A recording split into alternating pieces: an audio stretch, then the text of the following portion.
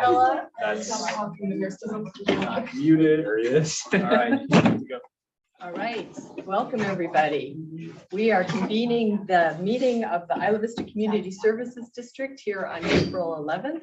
I'm Carrie Topliff, Vice President, and I'm subbing in for Marcus Aguilar, who's a few minutes late, and I'd like to call us to order. The meeting is being recorded. We'll start with a roll call. Director Aguilar, he's going to be here soon. Director Topliff. Here. Dr. Brandt. Here. Dr. Freeman. Here. Dr. Craig. Dr. Dessler. Here. Dr. Schultz. Here. Before we begin, we would like to acknowledge the Chumash people who are the traditional custodians of this land. We pay our respects to the Chumash elders, past, present, and future, who call this place Anascoyo, the land that Isla Vista sits upon, their home. We are proud to continue their tradition of coming together and growing as a community. We thank the Chumash community for their stewardship and support, and we look forward to strengthening our ties as we continue our relationship of mutual respect and understanding. And now I'll move to the consent agenda, where we have approval of the minutes of March 28th regular meeting on the agenda. Any comments? Discussion? I'll entertain a motion.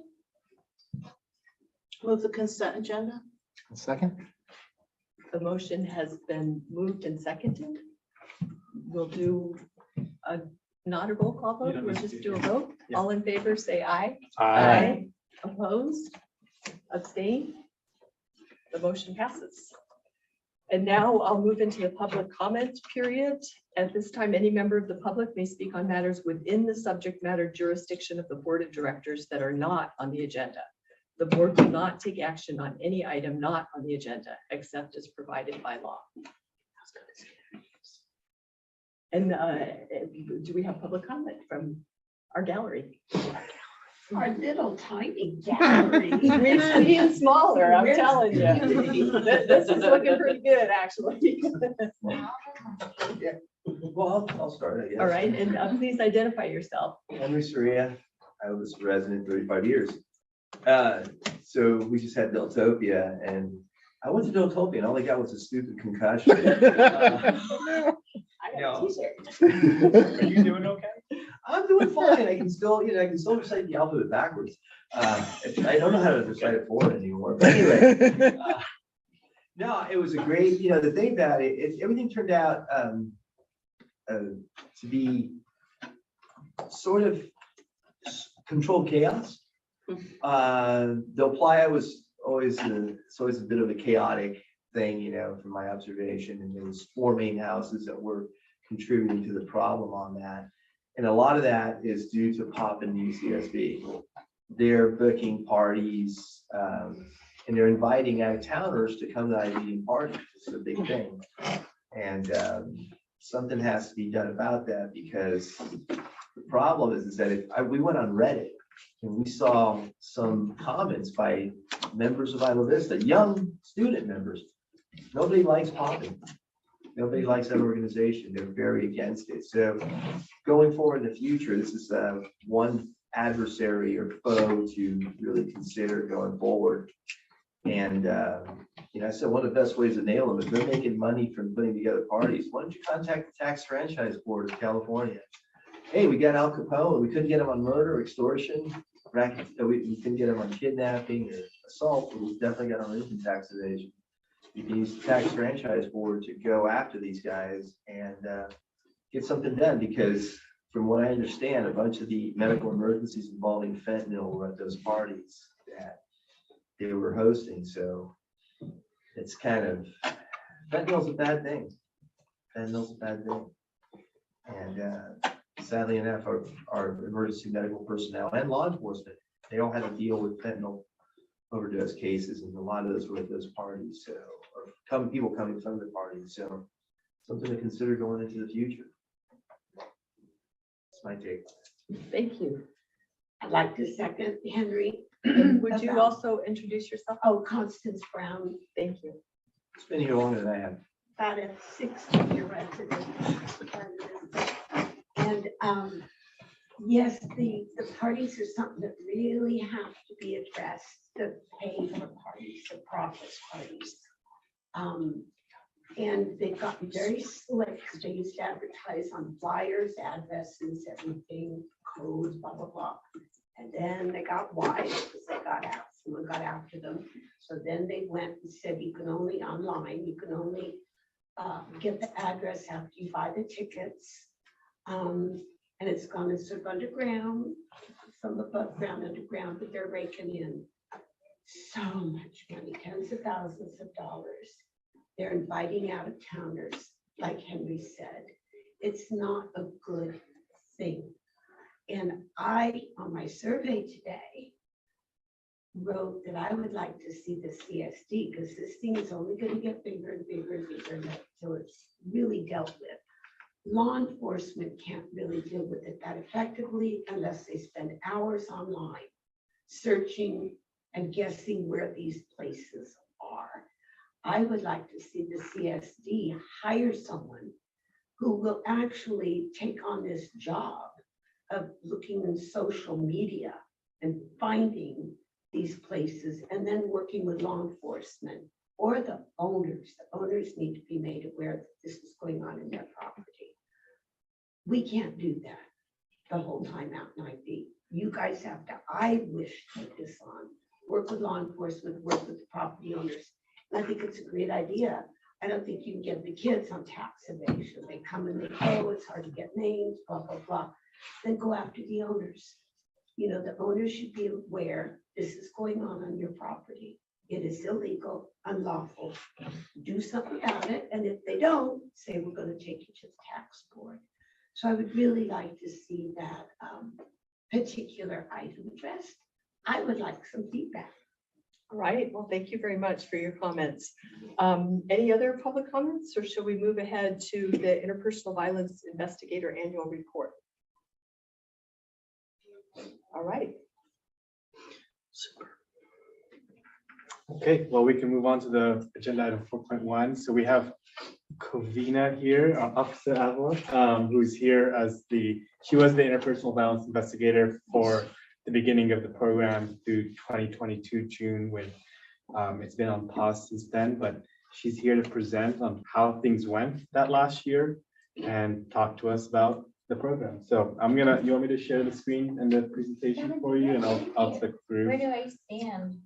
Anywhere you I want. think here's Okay. good, but anywhere it's up to you. I think the camera can see you A lot of faces anywhere. that I Yeah. haven't seen yet. So my name is Covina Avila. My pronouns are she and her, and I was lucky enough to work interpersonal violence crimes in the Isla Vista community. So this is, I think, the fiscal year annual report from July to July of 22. So July of 21 to July of 22. There's a picture of me. We can scroll through We're having a that. slight issue with the share screen. Give me 1 second. Yes, take your Sorry. time. Covina. Yes. You want to see it out? I guess you can't stand anywhere you want. No, You're I gonna get appreciate direction. that. Thank you. All right. So yes, I explained a little bit about myself. I have 11 years law enforcement experience. I started out at the district attorney's office and then Guadalupe Police Department, and then I came here to Isla Vista. I started out being a police officer, or wanted to become a police officer, because my family was always in and out of jail, and I actually wanted to make a difference, and so that's why I'm here.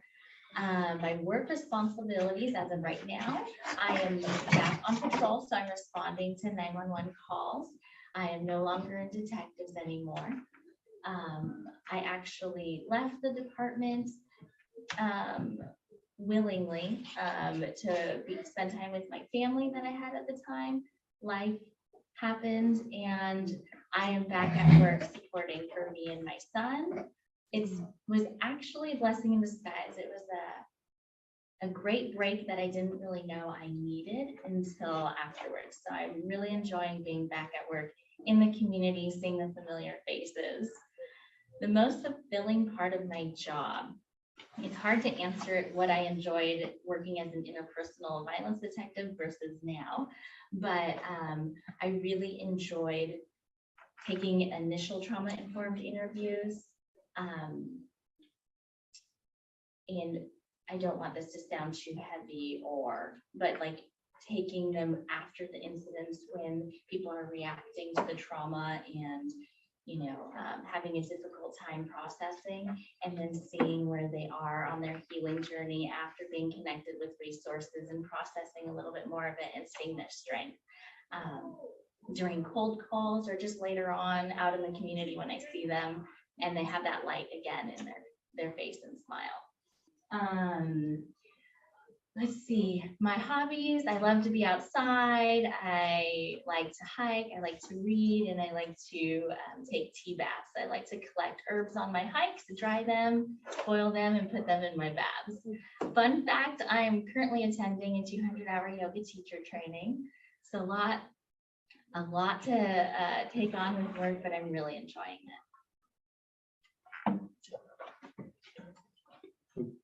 Sorry, we're having a delay. There it is. No problem at all. No need to apologize. So some of my training was very specific to, different people's lived experiences and how they may react to different traumas, and how there is no normal reaction for those that have experienced trauma. And so some of my favorite trainings are on there. And my most recent trainings were working more hands-on with the SART coordinator and seeing exactly like what it looks like when a survivor elects the SART exam, so that I can explain it before, offering it to them, which I did before, but now I had even more details. And I attended trauma-informed yoga training, which was, I did that personally, and that was amazing. So these are some of the things that I didn't specifically do. All of these, our COT, our community outreach team, did a lot of these as part of our MOU with you for outreach for community outreach. And there were a lot, and I didn't even put all of them on there. They did such a great job reaching out. I didn't even know there were a lot of these programs in the community. And I have those for,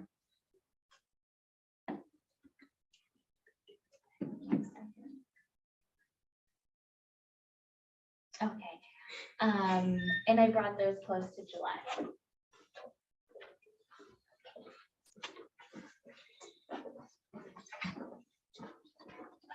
Our March.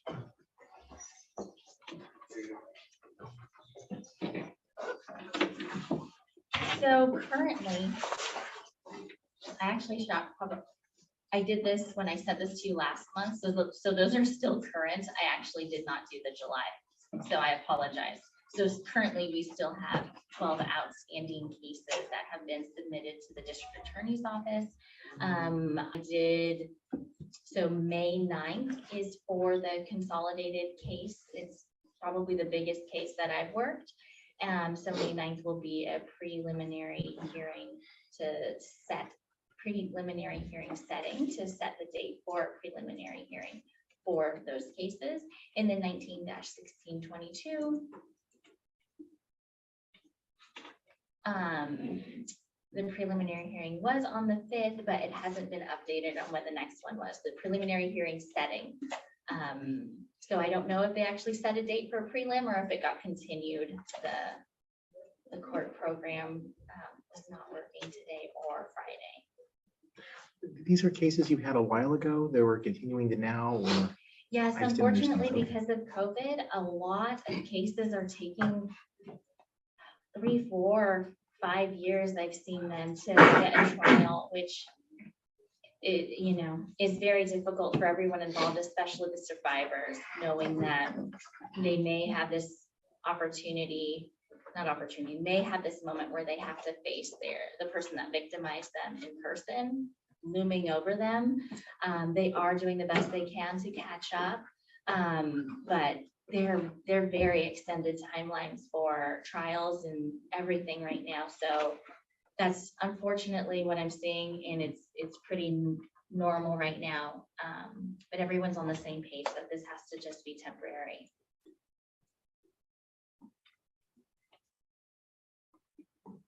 And we closed one case in that fiscal year.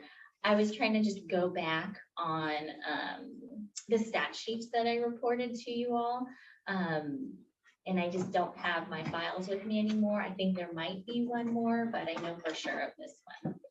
Unfortunately, it's very difficult in California to get any electronic evidence without an ECPA warrant, and the standards for an ECPA warrant are really high. So unfortunately, in this case, that's what happened. We didn't have enough to get a warrant. And there's my email if you have any questions. Does anyone have any questions? Yes, ma'am. Yes, ma'am. I just wanted to ask, thank you. Of course. I wanted to ask you about the mental health law enforcement committee team. Is that can you explain what that is? And do you know if that's something that's ongoing?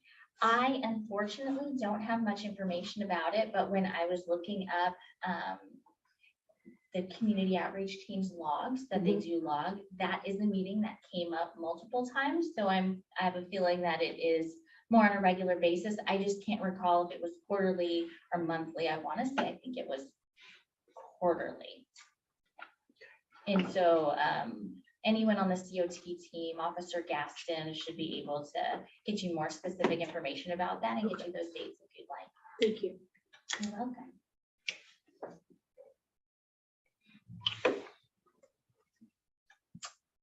Apologies for being late. Thanks No for apologies. being here and presenting. If there are no further board questions, we can, okay. Dr. Brandt. Question. Well, I just really want to say thank you for closing out and sort of bringing this presentation Of forward. course. We're so glad that you're back. Thank you. But Me too. I'm also really glad to hear that it was very healing and It good for you to was. take some time. Yes. That fills my heart with joy. So Thank you. I have always really appreciated the spirit, energy, and care that you bring to this role. And it's really cool to see the results of that. I know that this is particularly a very heavy and trauma-filled subject, and it can be hard to really find the joy in things like that. But I think that your personality persona really helps people do that and helps people connect in ways that are really special. And just looking at the caseload and seeing that a lot of your investigative work is now in the process of coming to fruition within the criminal legal system to hopefully get some closure for the many survivors. I would have to venture and be certain that there are many more survivors of this perpetrator than what is just listed as being investigated, and many more that have yet to come forward. And so I just think it's really important, and it's really in the spirit of what this program is all about, prioritizing these cases, because we know that there are so many of these cases out there. I guess, yeah, that's just kind of my thoughts on this. I did want to ask a question about the SART component, and can you just describe for our board kind of how that process works a little bit and how that's important, the SART process? Absolutely. So I'll rewind a little. Well, first of all, thank you for saying all of that. That's why I feel like you all and I and our passions were very much in line, and we were a really good fit for this way to assist the community. So rewind a little bit, like when we offer, if a 911 calls in, or CESA, our care provides, calls us to meet with a survivor, there's about 4 or 5 different options, 4 or 5 different reporting options. And one of the 2 of them include, more than 2 of them could include a SART exam. Someone can, it's basically evidence collection after most likely a sexual assault. And it's confidential, it's done with a nurse, it's done at a confidential location, and it is pretty intrusive. It's you're collecting evidence off of your body. So with that training, I was able to answer specific questions. And something that we had always done before is explained, you can do as much or as little as this as you would like, but the longer you wait, the less the power of that choice for collecting evidence dissipates just naturally.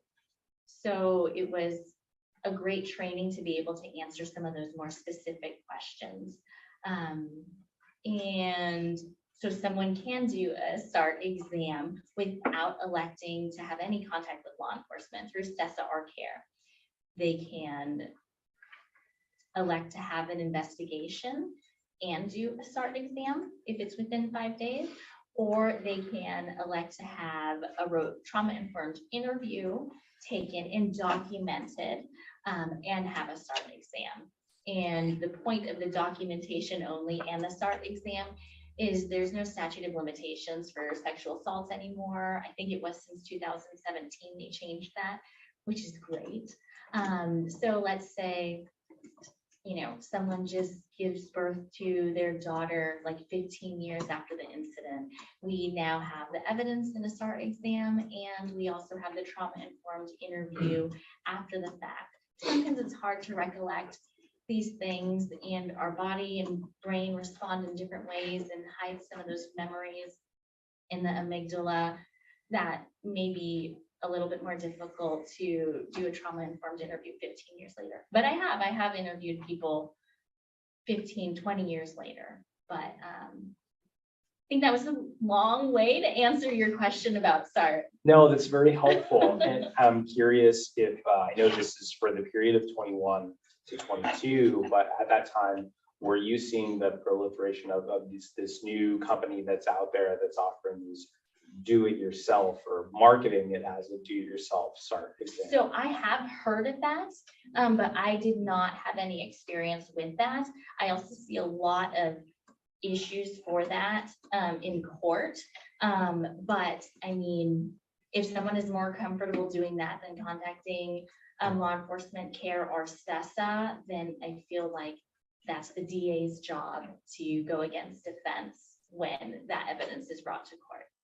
Yeah, well, thanks for that. Yeah, no, I've heard about it and just very concerned about folks that might think that they're protecting themselves and doing the right thing, Yes, but which could be it's compromising. the more options, the better. But I feel like I don't think there's any ill intent. I think it's great and amazing to have that option. But I think the more information the survivor has to make a more informed choice is what I support. Sure, thank you for that. And just my last question is, I know when you've presented to us in the past, you've shared about how there may be many survivors that you interact with that may want to go through the exam and go through the reporting process, but they don't want the case to be further investigated for prosecution.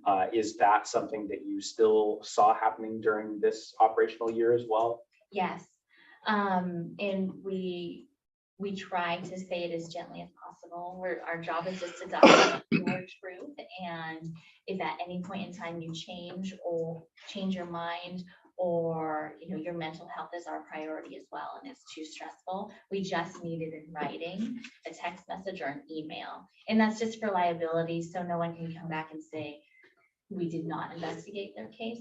Other than that, we do see that often. I mean, everyone has different lived experiences and different traumas in their life, and we don't know everything that's going on. And so we respect that and just require it to be documented for us. And that's, I haven't really seen an uptick in that, but that is something continuous. I think when people are informed about their options, they can make something that feels good in their body and in their point in time and in their healing journey. And generally speaking, I know you shared with us in this year the 12 cases, proportionate to that, how frequent is, generally speaking, like people wanting to take the report but not continue on with the investigation? just in my experience with my caseload that I had, I would say it's a good portion, at least 25% of people, of survivors, I'm sorry, do request documentation only. And I think that that's a great option. I think it might have been this year or the last year, and I don't know if I put it in the report, when one of the other options is a Title IX reporting investigation option. And so something I started doing is I reached out to the director. And so UCPD does this now, is if a survivor wants to investigate or wants a trauma-informed interview, whether it's documentation only or for an investigation, and also wants Title IX involved, we now will interview them with Title IX in there, with myself in there, and it's one interview, so we can limit the amount of times the survivor is having to tell their truth, which has been working really well. Title IX has a few specific questions, so like I leave the interview and then it's only like 10 minutes longer with Title IX, so they're able to provide a statement to both agencies. Excellent. Well, that's really good to know. And I'm a huge fan of the trauma-informed work that you all do. So great to hear. And my last question is, we've made aware that this program is going to be proposed to be brought back for this fiscal year. If it were brought back, is this something that you are thinking about applying for? I don't know if you're allowed to share. If you are, I actually, this is news to me. I didn't know it was something to be brought back, because now I'm just, I'm down. I don't want to say that. I'm sorry. I'm just in a different place. I'm outside of the office now. So I was unaware of that. I think for me, I'm at a place where I might consider putting in, I have, in like the 6-7 months I was gone, I've healed a lot. I've come up with healthy boundaries. I realized that, you can only be so strong. And a lot of what I was struggling with, I didn't realize was things of depression that I didn't recognize at the time, because you're in it. And I care so much about these cases that I feel like I'm in a good place where I would have healthy boundaries and be able to recognize when I need to practice more self-care. So I know I'm not really answering your question, because I think That's okay. I'm Yeah, thinking no, out loud. you just heard about it right now. No, I'm thinking out loud, but I definitely think there's a possibility there's definitely a possibility I would put in, because it's something I'm extremely passionate about. Yeah, we can all tell it shines through. So thank you for the reporting. Thanks for your service. Dr. Freeman, when somebody comes to you and has an initial report that they provide, you start doing the interview, do you end up doing multiple interviews with them, or do you do one very, very long interview trying to get as much information? If they later on think of something that they didn't realize before, do they come back to you? Do they come back to a different officer? How does that end up working with the dynamics of that in the department? That is a great question. So I'll speak on behalf for when I was in detective. There's numerous ways we can get reports. It would be from like CESA, CARE, 911, a third party calling and saying something happens. And that report, if one of us was not working, would go to patrol. And patrol would take an initial, basically get any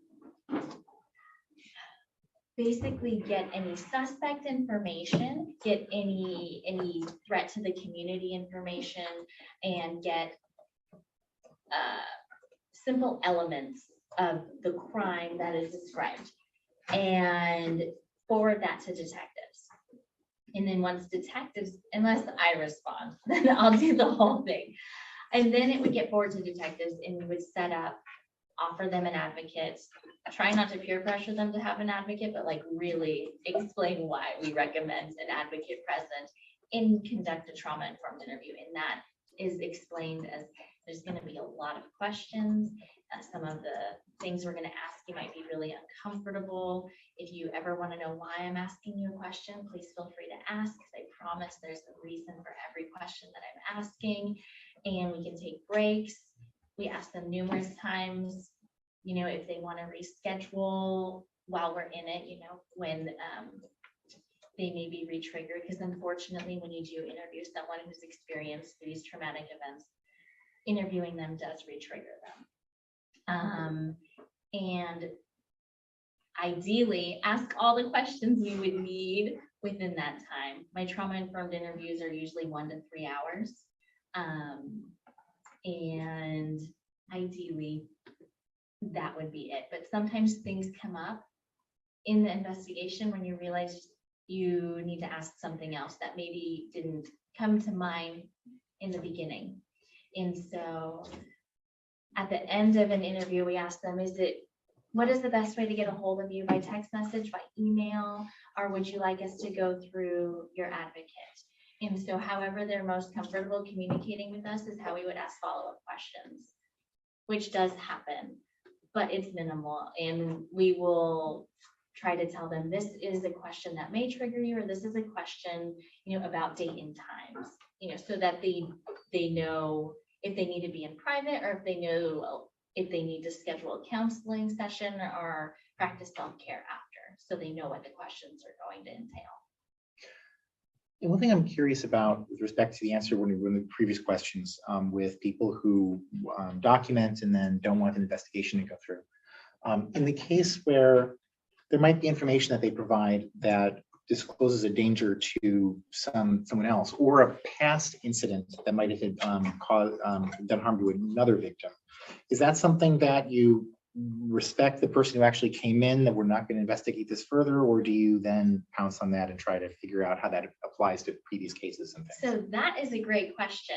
I have this whole spiel that I do before an interview, and it's very overwhelming, but I think it's very necessary. And one of them is, if we find that this is a threat to the community, unfortunately, that power of you deciding whether we're going to investigate or not will be removed from you. And you can work with your advocate in doing such. And I give examples, like obviously our mandates, elder abuse, child sex crimes, like we're mandated for that, but also a threat to the community.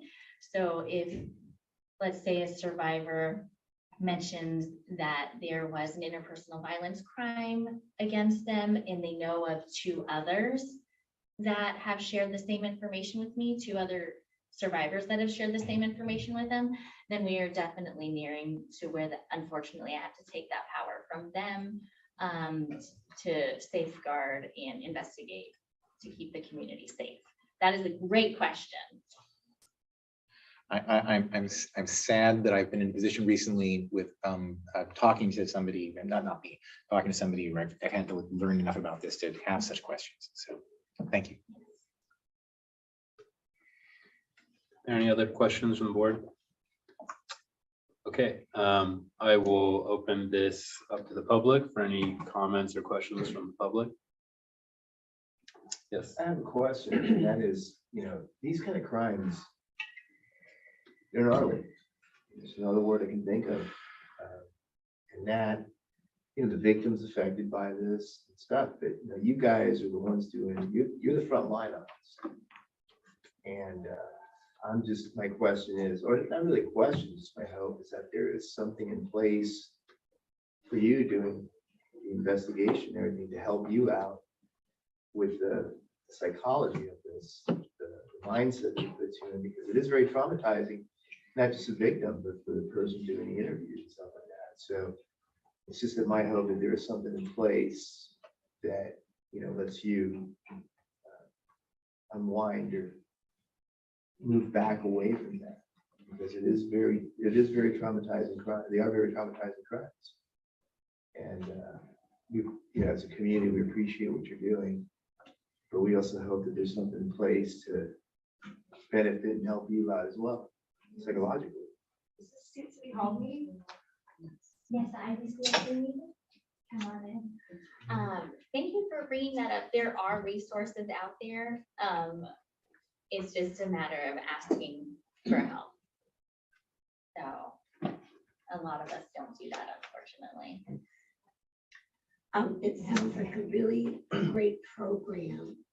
It is. I think we've come a long way in working with the victim and being compassionate and having women and very sensitive. My goal, but we talked about what happened and what do we do afterwards, what happened with afterwards. I love prevention. Mhm. I want somehow these young women, people to really have in-depth training, education, classes when they get out here. This is what might happen. This is what goes on. Here's the statistics. Here's how you can help yourself. Let's try to prevent so many of these sexual assaults. I talk with them because I'm property owners. And so we have lots of young girls and boy, do I let them know these are some preventive, proactive steps. Is the community, is the university, is law enforcement holding any town halls or more intimate meetings, training when young women enter this community to really help them get the tools they're going to need so this doesn't happen as much. I love prevention. I am right there with you. I know that CARE has a full-time staff for prevention and education for the students. And then what I'm still continuing to do is go out to the preschools, and it's used to be called Good Touch, Bad Touch. It's called Body Safety now. And give those presentations. I'll just do that while I'm on patrol. But I absolutely agree there should be more in place, because a lot of our students here are, yes, they are legally adults, but they are still someone's daughter, and they still trust people, and They're naive, they're newbies, they have no idea what they're getting into and how to protect themselves. And that's what I would like to see the CSD really come up with some good, maybe classes on prevention for the young students, young people, residents, whatever. I do have to say, in my experience, I gave safety talks and offered them to fraternities and sororities. And a lot of what we went over was alcohol, drugs, but also interpersonal violence crimes. And I would email all of the sororities and fraternities and get minimal responses back. It's just a matter of, if we can't make someone take a training or preventative class. But I know there's got to be a way, but we've definitely tried. I know some years back, the university did, when things were really dangerous and scary, they did the incoming freshmen. They Yes, had gotcha, to FYI. mandatorily take the safety class. It looks a little different now. Before They they go over affirmative consent, and then CARE actually does a presentation as well. So all incoming They freshmen had have to to take do it. that. They still do. Yeah. Oh, Yes, good. yes, very important. I have a question. I was reading on the slide there, but I don't know if I got it all. So I'm trying to figure out how many cases you worked on during the year. Is it 12 outstanding cases plus the 11 resolved cases? So it's 12 total, and those are just the 12 ones in total. Isla Vista. Yes, Okay, during the year period. during the year period, exactly. And then I wanted to know what percentage of those cases were alcohol or drugs involved, or played a significant role in? I don't have that statistic, but I can give you my opinion from my memory. And I know of at least 4 where there was no alcohol and drugs involved. And I'm just don't feel comfortable enough to give you a specific number, but I know of at least 4 where they were completely sober. Okay. About 25%. Oh, yeah, I guess so. Yes, unfortunately. Yeah. I mean, it's all unfortunate, but Yeah. Yes. Thank you. of course. So were there only 12 reported sexual assaults in Isla Vista since the beginning of the year, or just the ones you're working on? I Just don't the ones understand. that I was able to get a hold of. And like nationwide, only 8 to 10% of sexual assaults are actually reported to law enforcement.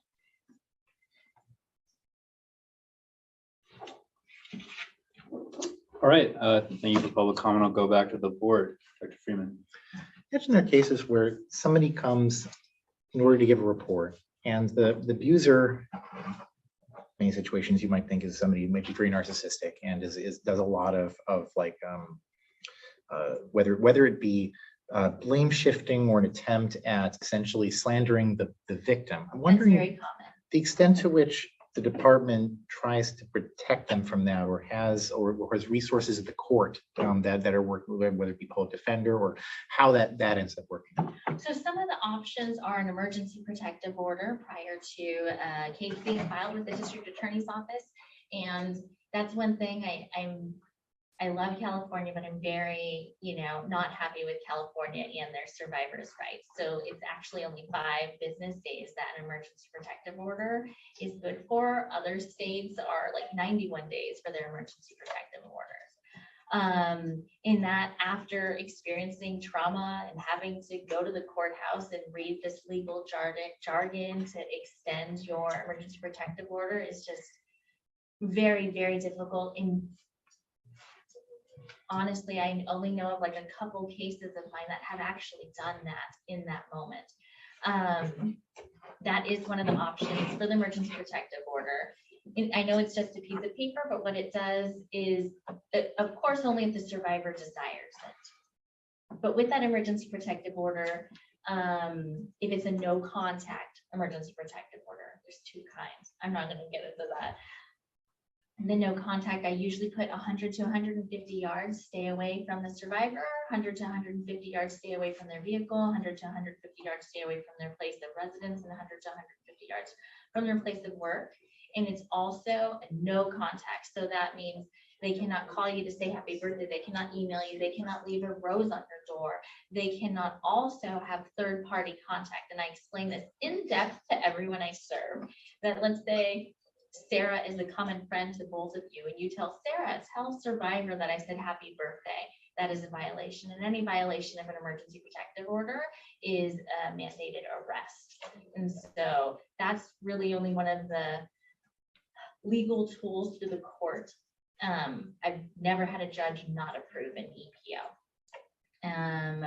That can help with the safety of those types of reactions from suspects, but unfortunately it still happens that a lot of times there's the same friend group, it's a small community, there's different reasons why the survivor does not want the EPO. There's so many different reasons, the same reasons why don't survivors report. It's the same reasons that I'm sure are going through their minds. And with that being said, yes, a lot of them have narcissistic attributes, I guess you could say. But we have different investigatory tools. One that I like, one of my favorite ones is a cold call, but that is extremely re-triggering to a survivor. Because most of the time, unfortunately, these crimes are behind closed doors and it's a he said, she said. So we gather any evidence from like 24 hours before, that would help. Yes, part of what I'm asking is in the case of, for example, a victim who feels uncomfortable coming and providing a report because of the thought process that the abuser is somebody who might end up trying to turn the situation back on them and sick the police and the court system on them. It's not me that's the abuser, it's you that's the abuser. And I'm wondering how the department manages to deal with those situations to make somebody feel like they're not just poking a bear and will then themselves end up. Oh, so that's what the survivor's feeling in how we would treat the survivor? Yeah. Absolutely, we treat them all, no matter, we treat them, I like to think we treat them all the same, whether they have a lawyer or not, no matter their gender. And one thing that we do is whatever gender, doesn't matter what's on their license or how they're born, that's how we write their report. We write the report, that way. And so I like to think that we treat them all very much the same. And everything that you're saying, though, unfortunately, is very common. And it's very difficult to get evidence in those situations. And sometimes a lot of those cases go to the district attorney's office and they get rejected, not because they weren't believed and not because it didn't happen, but just because there was insufficient evidence. And I try really hard to explain that prior to or during the interview process. Thank you. Of course. Any other board comments or questions right now? Director Brandt. Well, I don't know if this is something that you can speak to. I know this is going to be more of a higher level question, and but I think if you have any thoughts, I would be really curious to hear them. So when we first contracted with UCP for the service, the reason was that we did not have a dedicated detective working on Isla Vista cases. The model was that all the cases that were related to sexual violence in Isla Vista would all flow through the Sheriff's Detective Bureau, which has many different staff, and they also have the responsibility of responding to cases throughout the county. And our goal with this program was to have a single investigator that would be able to respond so that we could do things like trauma-informed investigations and survivors wouldn't have to tell and retell their stories. And also to make sure that the cases were given the proper attention and prioritization that our community deserves. And I'm wondering if you have any thoughts or just analysis or have seen just how things have been in this interim time when the program hasn't been operated, and how that has worked out, and if that you feel that the need is still there. Do you have any analysis? Oh, on I that? absolutely feel that the need is still there for Isla Vista. You know, without is it an MOU or the contract from you? You know, if there is a sexual assault in Isla Vista, like it's going to go to the sheriff's department. But I'm also very confident with the detectives in the detective bureau right now. We have really good training in there. They've all gone to the sexual assault school. And in that school, there's a lot of training on trauma informed. I'm really confident if any cases that happen within the UCSB jurisdiction, that they will be handled. I feel confident that they'll be handled. It's very similar to the way that we were handling them. But unfortunately, yes, if something happens in Isla Vista, now that is the sheriff's department's jurisdiction. So we don't handle those anymore. Thank you for that. And just as a follow-up, one of your cases, you worked with the DA's investigators. Is that a Yes. relationship that you frequently worked with them? I think it's because something that we do in our detective bureau, if we know something early on is going to be something we may need assistance with, or something, I don't want to say like something that is like more intricate, we contact the DA immediately. Obviously this is all, I've worked for 4.5 years, so I know both of them, and I contact them immediately. I can call them anytime and they can give me or us tips on what to do. And so once they're on board in the beginning, it just works. I don't want to say seamlessly because things come up, but it definitely works so much better working with the DA. And then when we were overwhelmed, we were absolutely overwhelmed this year with cases. We could not take any more. And the DA investigator assisted with the ones that, you know, were outside of this jurisdiction that were still connected to the suspect. Well, that's really good to know. Anecdotally from what I'm hearing too, the need is still there. I know the DA right now is actually asking for an additional investigator position in the budget, which is also evidence to me that need is there. So that's good to hear your perspective on it. I appreciate it. Of course. Thanks for asking. asking when you first said like, I don't know if you'll be able to answer this. I was like, oh no, is this like a supervisor question? So I can wasn't answer sure, I'm asking you to give analysis on the system as a whole. And I know you're very embedded into it. Yes. So I Yes. Thank appreciate your you. answer. that. All right, Dr. Schultz. Yeah, I just have one like very specific question, but especially the way that IVCSD is like structured. For those emergency protective orders, what do you do if they're in the same building as each other? So on the emergency protective order form, there is a move out place where you can check mark, and the judge has to grant everything that you're asking for in the emergency protective order. And so if there's a move out and the judge, grants it, they have to move out immediately. And I know, oh my goodness, I know it's not called judicial affairs anymore. Office of Student Conduct on campus does that as well.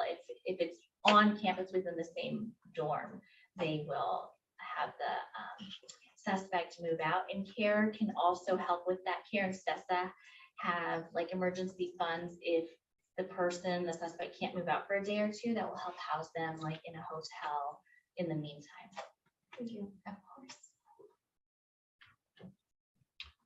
Well, I don't see any other questions or comments, but I'm really glad that you came and gave this report. It's very informative, tragically so. I hope that we can, looking into supporting that other position for another detective, because clearly our community does need this resource. I agree. Thank you very much for your time and having me. It was nice to see you all. Thank you. All right, let's take a little leap in our agenda. I know that we have a few folks waiting, so we're going to move to our Spring Festival debrief, item 4.3, and we'll return to the library grant for the IVCSD branch after this agenda item. Okay, great. Well, for Spring Festival event happened. In my opinion, went very well compared to the year before. It was a big improvement. I will, excuse me, I'm going to just share my screen just to show you a quick update of where the budget for the event landed before I just give some other details. But the board budgeted $75,000 for the event. We've come in pretty much exactly that. We're waiting on one last cost, which is the IVRPD park rental, which last year was $2,500 and we did more. So we anticipate we'll be clear based on what the past was. But yeah, we came in under budget. CBF, our event planners, let me know today that we had 3,000 people at least attend the event. And that makes sense based on how much food we had ordered and other people who would come who weren't getting food. That makes a lot of sense on the number. Overall, just to give a recap of what the event was, it was, we had 5 local bands and DJs. We had 4 local food vendors, Woodstock's, Dank Bulls, Rogers Tacos, and Ivy Food Co-op. We had a medical tent that was very active. I think that's one I'll just pre-add now for next year. We should have more of. We had our safety stations out, and we had a lot of water and public restrooms available for people. Those worked out pretty well too. I'll say the water was out at Camino del Sur by 2 p.m., which was a lot earlier than planned, but now we know how much we need. The bathrooms, we only had one minor incident with restrooms. One hand washing station was stolen, but otherwise no damage. I just want to let you know that is something that happened, but otherwise no damage. We had a good partnership with AS to pass out reusable water bottles. We kept the space clean and cleaned up pretty quickly after. All in all, it was good to see, I think, all of you there. All in all, it was a pretty good event, and we definitely made an improvement from what we wanted to do last year to this year. I think we took good lessons learned and put those into practice.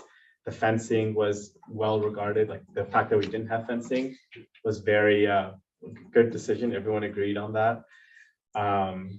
Yeah, we, obviously with any event, there's going to be problems, and it was a month planning process. So there's always, but everything happened and the event went off successfully. And we thank CBF who helped us, and Thriftopia, which is not affiliated at all with Deltopia. It's a year-round organization that's just called that. They helped us. I didn't mention, we had a market too at the community center where people could buy jewelry and clothing. So just another activity. So that's my synopsis of our event. Again, it was a big improvement, at least 3 times the attendance numbers from the last year. So what I kept hearing from people was, this is a sweet spot. The food and the location seems to be both like the 2 good improvements. So that's it from me. And I think Maya I think she's going to join. She's just getting off a class. She had some notes on her end that she wanted to share with the board. And if she doesn't get on, I'll share them, but wanted to kick it back to you all. I know our IV Foot Patrol partners are also on the call to answer any questions about the day from their perspective. And I don't know, Lieutenant Tesla, if you want to share any initial numbers you have now, and then Sure, I can I can share now if that's best for the board. From our perspective, this was a very challenging event, as it is every year, and it's a situation where at least half of our residents in Isla Vista want nothing to do with this event, and the other half are somewhat involved. And we have a natural friction between the people who live here and want to enjoy the parks and take their kids to the parks or move freely to the grocery store throughout the day to want to do just that. And then the people who, want to host parties, some of them illegal. And, if this event, we estimate this event to be this year about 15,000 people. And so if that's the case, and if nobody came from campus, nobody came from out of town, and there was 15,000 people at this event, that still leaves roughly half of our population that want nothing to do with it. And so balancing that for us is a challenge, but also a priority for keeping everybody safe. We saw a ton of increased out of town guests, for lack of a better term, this year, primarily from UCLA, UCSF, UC Davis, and the Bay Area, Berkeley. It's not coincidental, I think, that a lot of these guests were driven by the Poppins group that has these satellite promotion companies in these other areas. And these paid promotional parties were a big draw for a lot of people. It is something we're enforcing and addressing throughout the weeks coming up to Deltopia, and something that we'll be looking at how to approach more creatively in the future. I appreciate Henry's insights into tax evasion, but it's not quite as simple as that. And to get the IRS or the Franchise Tax Board interested in this is frankly still a low amount of tax evasion for something like that for them to trigger that. But needless to say, we're looking at all options for enforcement to squash these illegal paid parties that are occurring, where people are hosting events, charging money, using their landlord's property to gain a profit from this without proper permits, without proper zoning, without these things, and then with potentially serving alcohol as well.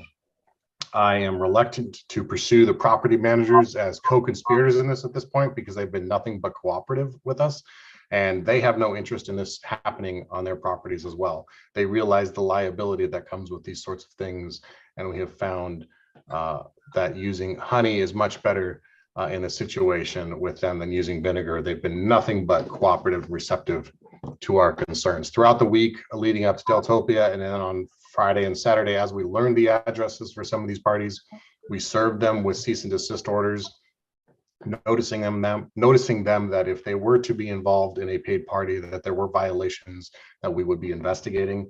We are certainly doing that as a result.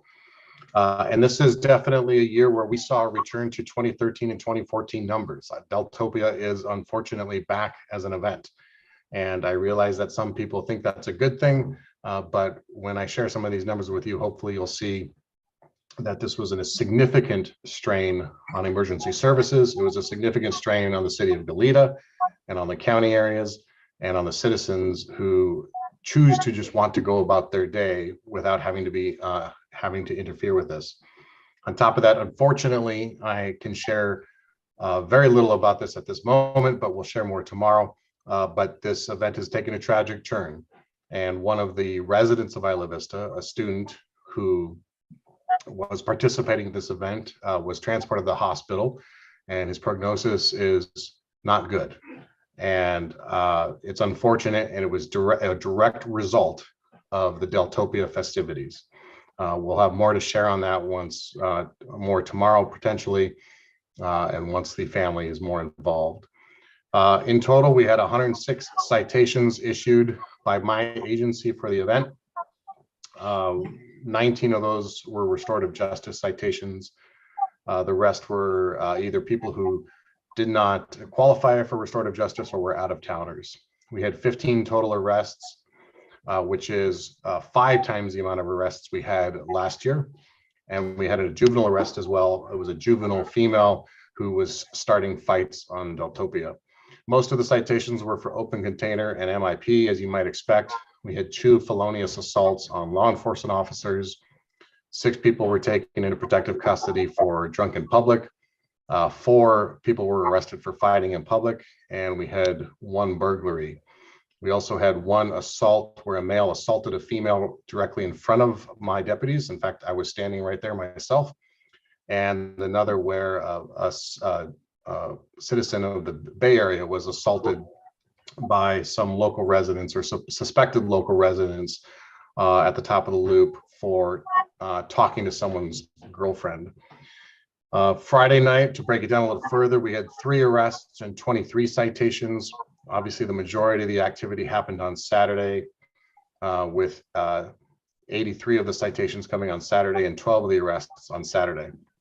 Now, those are enforcement numbers, but what really is the big picture issue here is that we had 60 medical calls on Saturday. 60 medical calls, which is 2 times higher than we had in all of 2022 for Friday, Saturday, and Sunday combined. This required that 37 people be triaged at our medical tent that was set up by county EMS services that was next to the Foot Patrol office. And that required 33 people were transported to the hospital. Sometimes we were so busy that we were stuffing 2 people into 1 ambulance. That transport number of 33 transports is 3 times higher than last year. And so this is very much a serious issue for the county. Thankfully, we had the county festival noise ordinance, or the county festival permit, rather, the festival ordinance was in place that assisted us in bringing the festivities, for lack of a better term, to an end.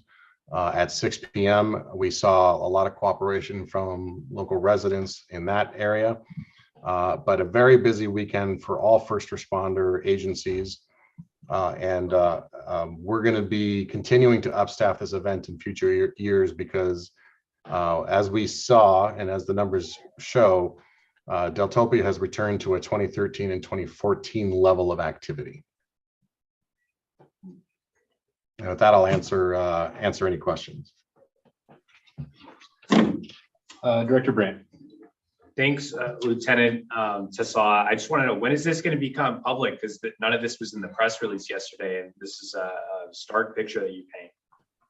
It is a stark picture, and you're correct. We submitted, or we sent out a preliminary report yesterday, and just through all today until actually, as you were doing your first item on the agenda today, I'm still putting numbers together. So this is something that we'll put out hopefully tomorrow in a new press release with more specifics. Thanks. I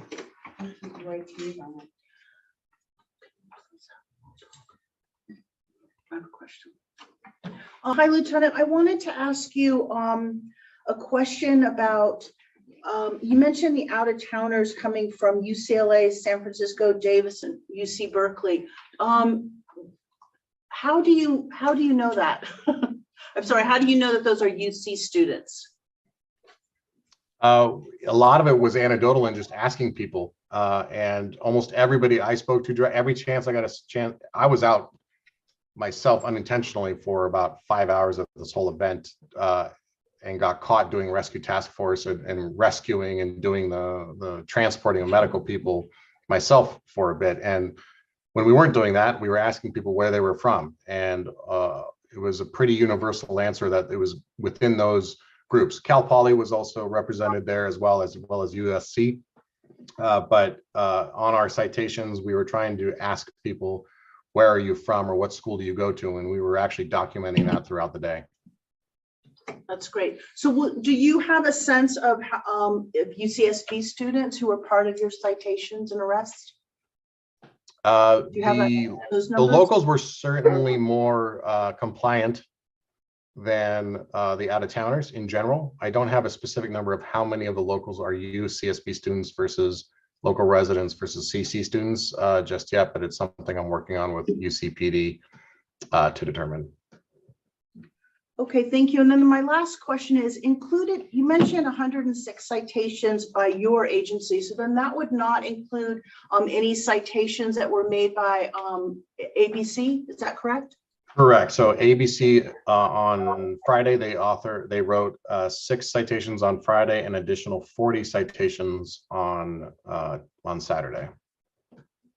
And to them too, they also did on, sorry to interrupt you. So on Friday, they also did shoulder tap operations in our business district, attempting to educate both retailers and customers about purchasing alcohol on behalf of minors and also checking IDs and making sure that IDs were being checked.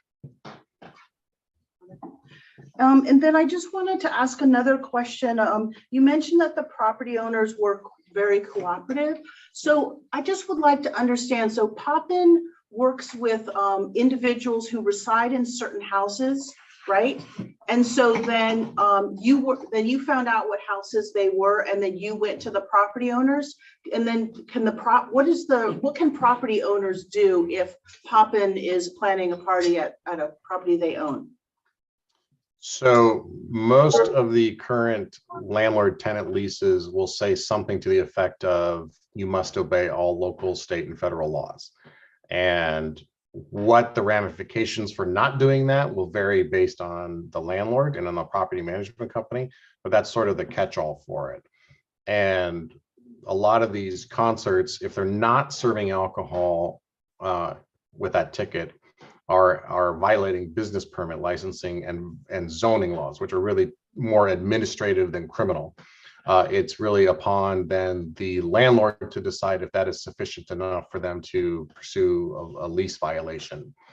One thing we're looking at is firming up some of the clarifying language around what is a concert in Isla Vista and where can they be done, because the front parking lot of a apartment complex is not the place for a 100 decibel DJ in the middle of the day. And we see this in other areas where people are hosting backyard parties in the 67 and 6800 block with loud bands, not DJs, but live bands. And obviously that's something that the vast majority of the long-term residents have no interest in participating in. And so again, we're trying to strike a balance between allowing what's appropriate to be allowed and also enforcing what is there. Thank you. Lieutenant Deslaw, I had a question. So you mentioned there was, I think you said generally there was compliance with the festival ordinance and festivities coming to an end by 6 p.m. Could you give us just a little bit more detail about what that looked like, or what kinds of things happened after 6 p.m. if there's anything after that time period that we need to be aware of? There was still a lot of activity after 9 p.m. or 6 p.m. We did have to go around reminding people of the festival ordinance for a good couple of hours, but in general, the vast majority of the people were very agreeable and compliant with it. We still experienced, I don't have it right directly in front of me, but I think there were still 12 citations after 6 p.m.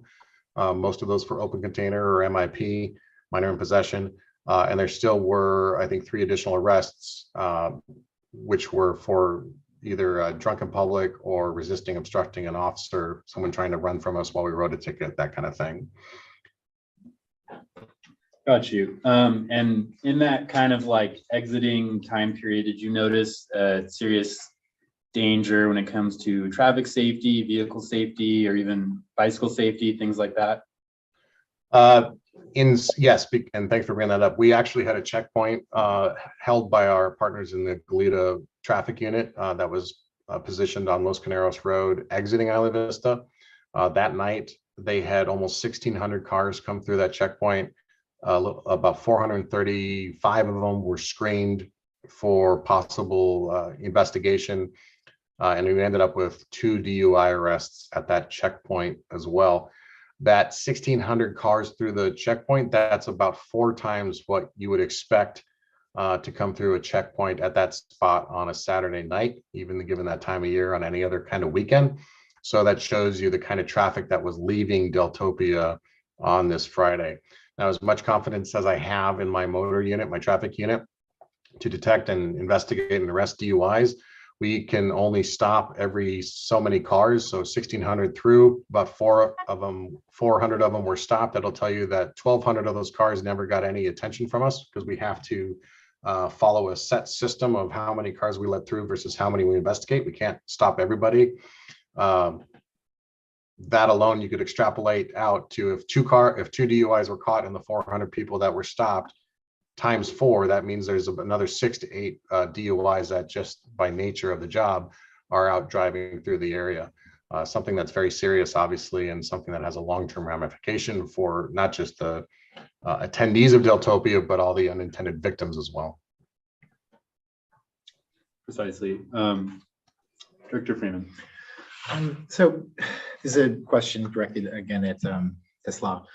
So from the perspective of your goals for the event, which not everybody shares, but I'm curious from the perspective of your goals and your intents, which I'm not questioning either. I just want to awkward question. I'm sorry. Part of the reason why I've got such an awkward hedge opening the question is I also feel like I might be putting you in a hot seat asking you this question, given the audience I'm asking you before. But I'm curious to know how you feel the Isla Vista Community Service District Spring Festival event contributed to, hindered, helped, harmed, whether it was neutral, the goals that you had with relation to Deltopia.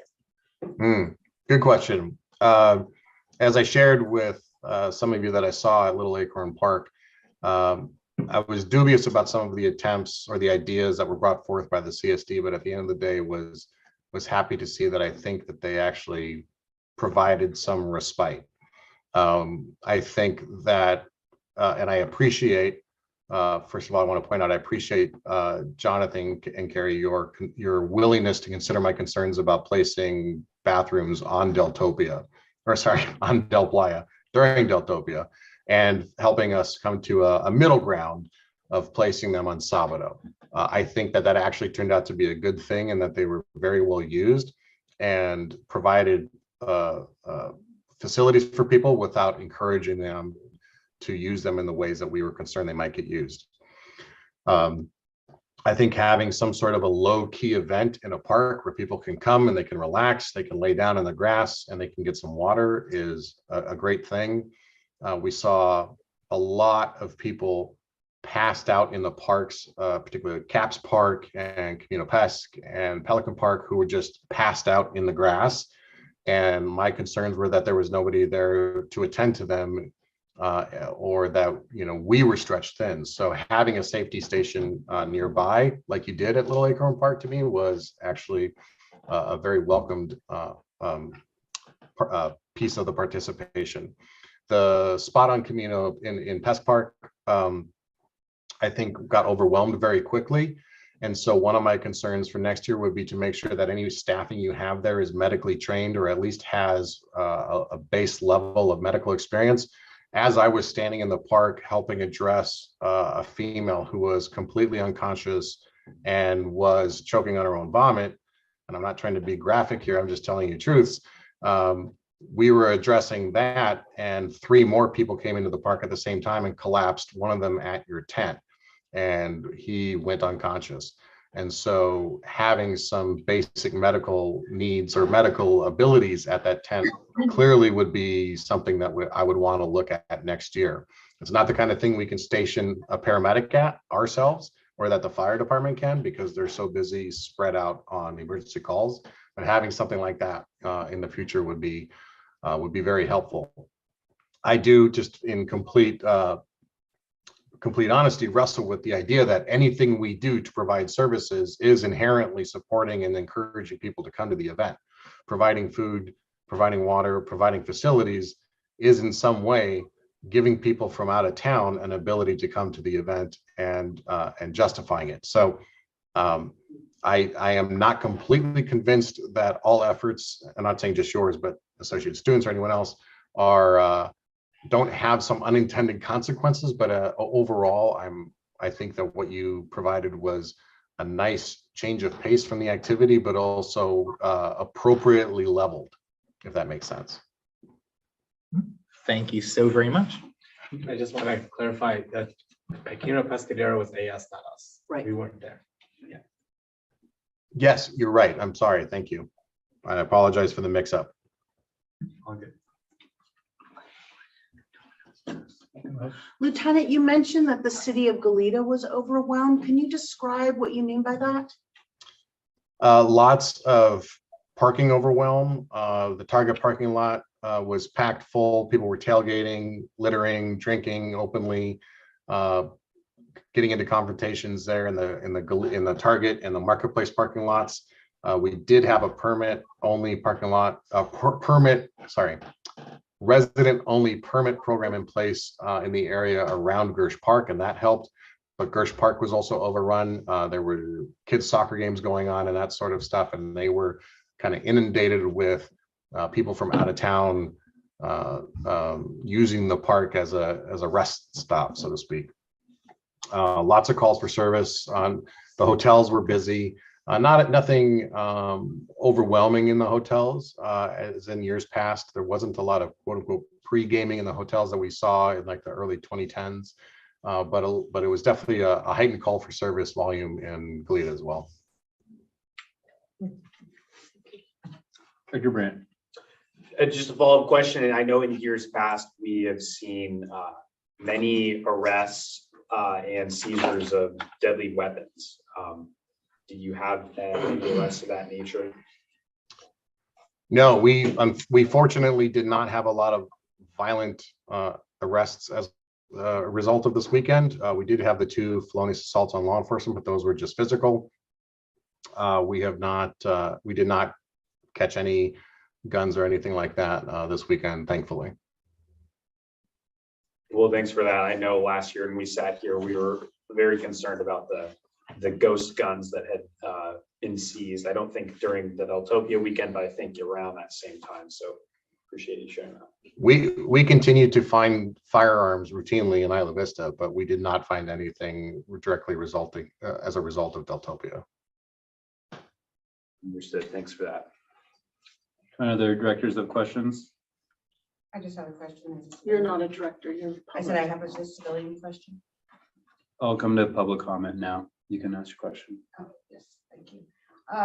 As far as positive ramifications here for the travel and tourism industry, is there anything that has been rippled or reflected that we can reflect on yet? Is that a question for me? Have the money brought to the area made anything pop and flourish yet, or help any small business owners, or has there anything been noteworthy where the good businesses get the business versus the other way around? Maybe our board can try to answer that. I know that in years past, many local businesses were very reliant on the revenue that large events brought into the community. One of the reasons why our alternative event had local food vendors there was to support our local small businesses in a way that was separate from the Deltopia event. And have they felt any, well, of course not yet, but since past, I think there was a chic clothing event, secondhand, and I'm aware that I think it was Dankful provided free food. Has business picked up for them since offering, tithing appropriately? I don't think they provided free food, but we paid them to provide That was food, ours. right? Yeah. Right, okay. That's Yeah. what I'm saying. Yeah. Okay, so it's not free. It was free to someone. My point is that we try to support the local businesses by buying it. So nobody's tithed, it's all been paid for. So no business has been really spurred because it's not actually, I got it. Okay, thank you. Go ahead.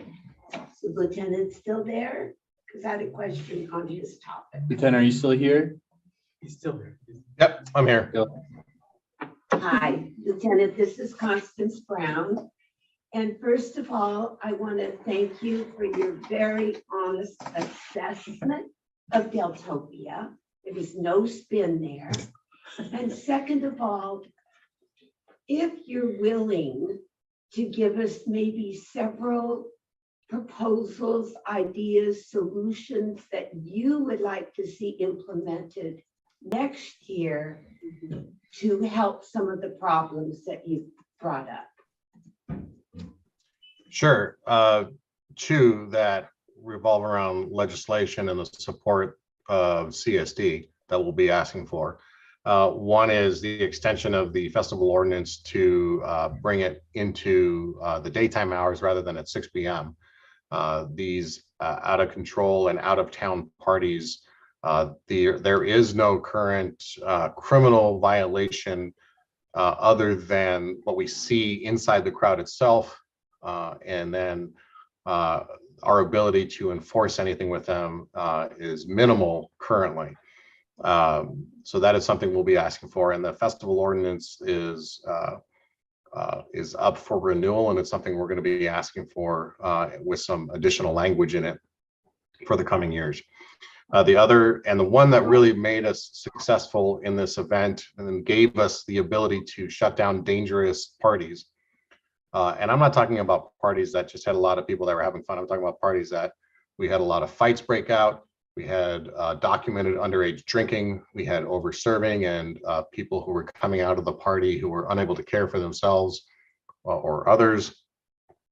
We broke up a good handful of these, which were also, I don't think coincidentally, also the paid parties that people had paid to come to. We broke these up with the authority of the County Ordinance 36-6 and our ability to shut down a party if we see 3 or more of certain violations or any one single violation of a couple different crimes.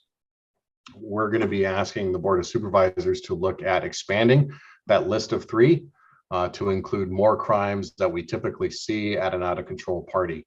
That was where we were able to actually conduct some enforcement and keep people safe and break up some of these parties that were getting violent.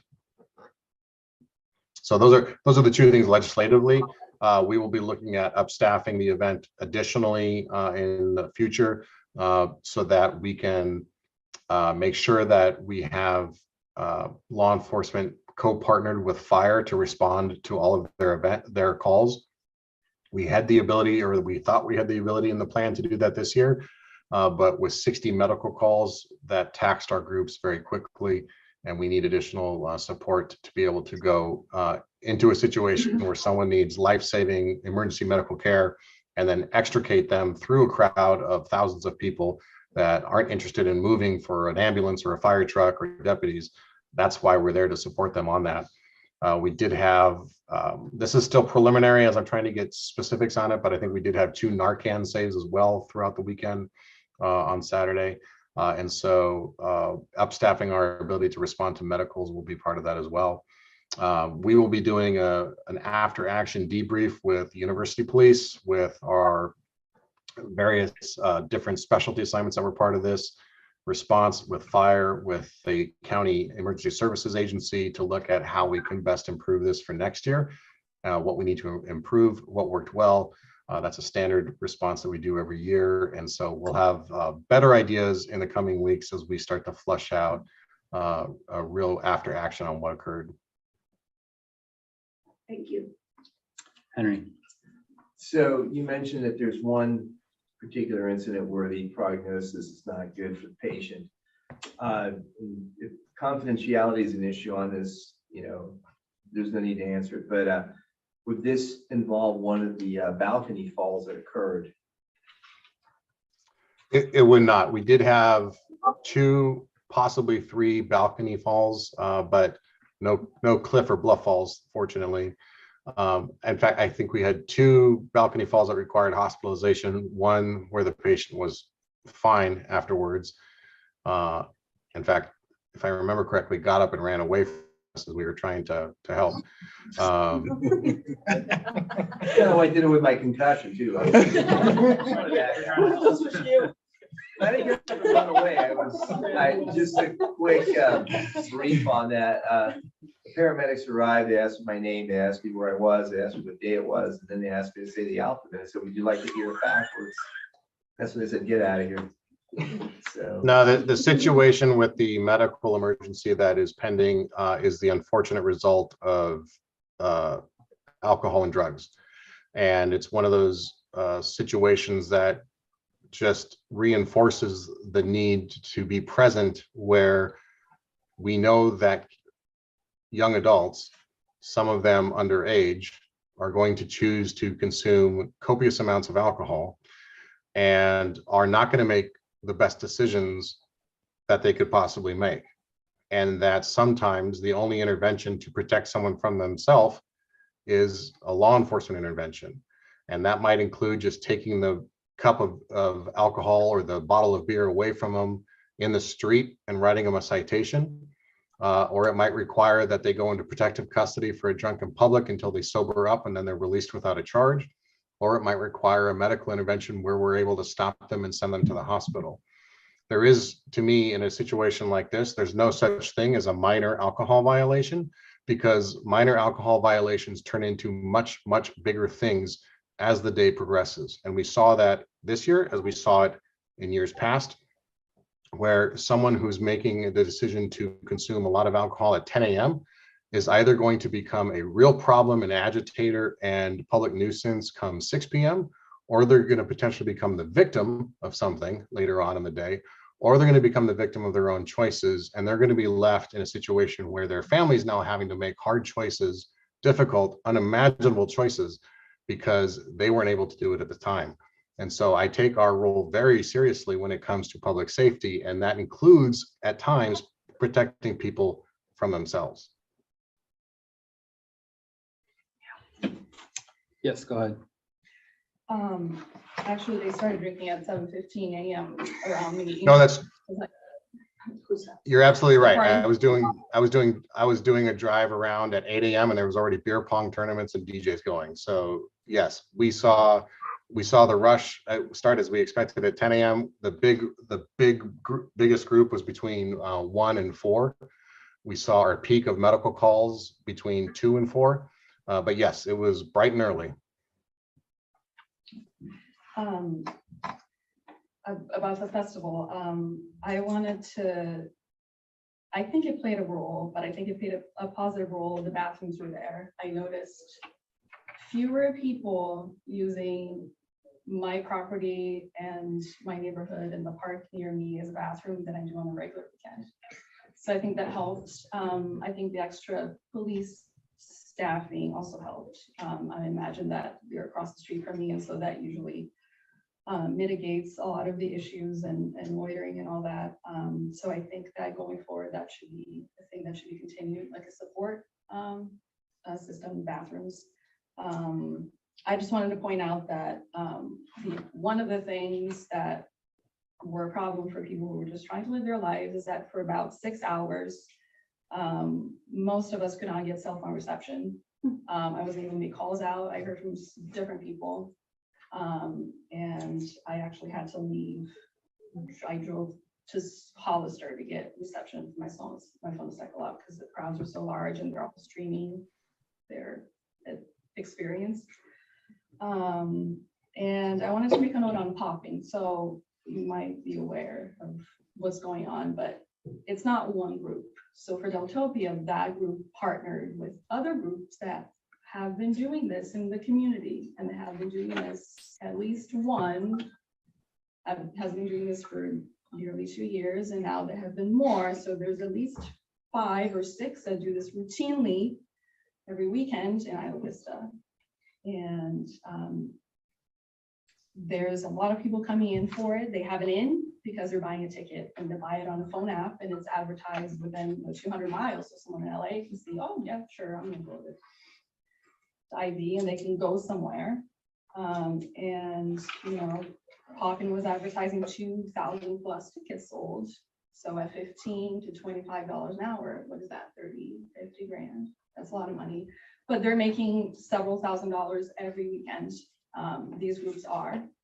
And so that's problematic because it's consolidating the idea that Del Playa is, well, it's operating as a de facto nightclub district, but it's a residential area and it's expanding. And so it'll escalate. And it's attracting, you know, in my area, you know, if you're advertising a party, whether it's a pay or it's a concert, you're advertising it online on a channel that has thousands of followers, they're coming to residential neighborhoods where people normally you wouldn't see foot traffic. And so they're coming, they're, you know, urinating in public, they're going to people's driveways, they're getting drunk and all the things that, you know, happen. So, you know, to borrow the gardening analogy that a director brought in a previous comment, I think that, you know, you're talking about weeding and preparing the terrain. And so weeding is easy and you can do it by hand if you do it every day, but if you have to do it after the end of the season, you have to bring machinery. So I think this is something that should be worked on a year-round basis. Because otherwise, if these parties are still outrageous, they're going to be outrageous on Dotopia. There's no choice about it. So whatever PSA can be done on a year-round basis. I think that the work that you did on roof climbing was effective. I saw very few, if any. So I think working on Deltopia starting now is the way to go. Thank you.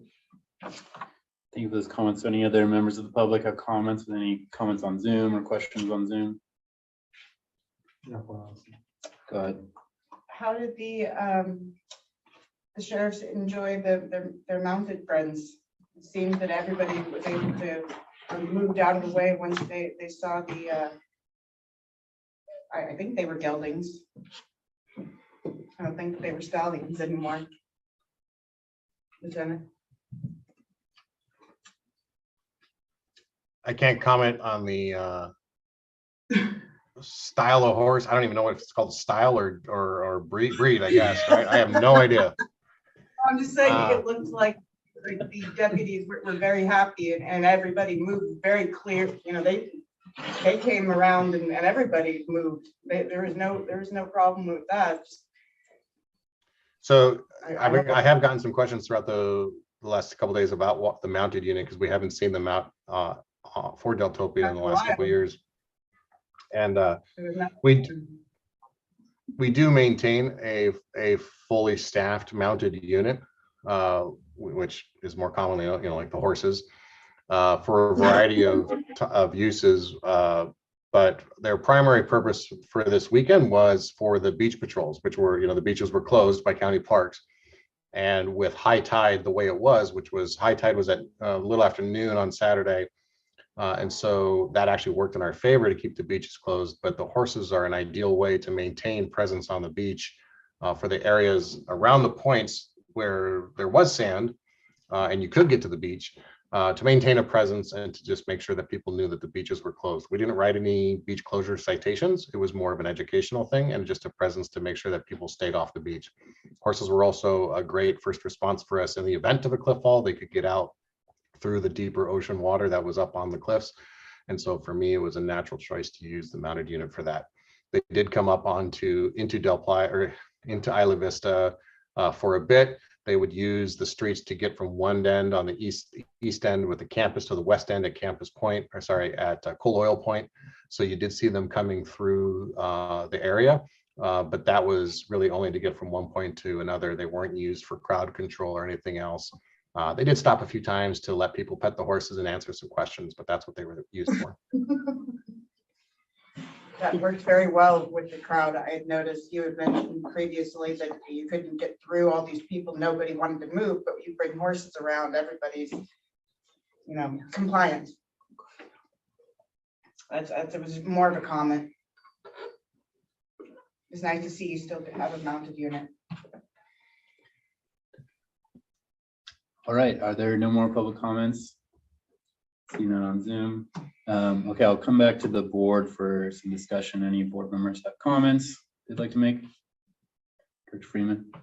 So I don't think we're really agendized to talk about like what we would want out of this event in the future. I don't think, although I mean, it's possible.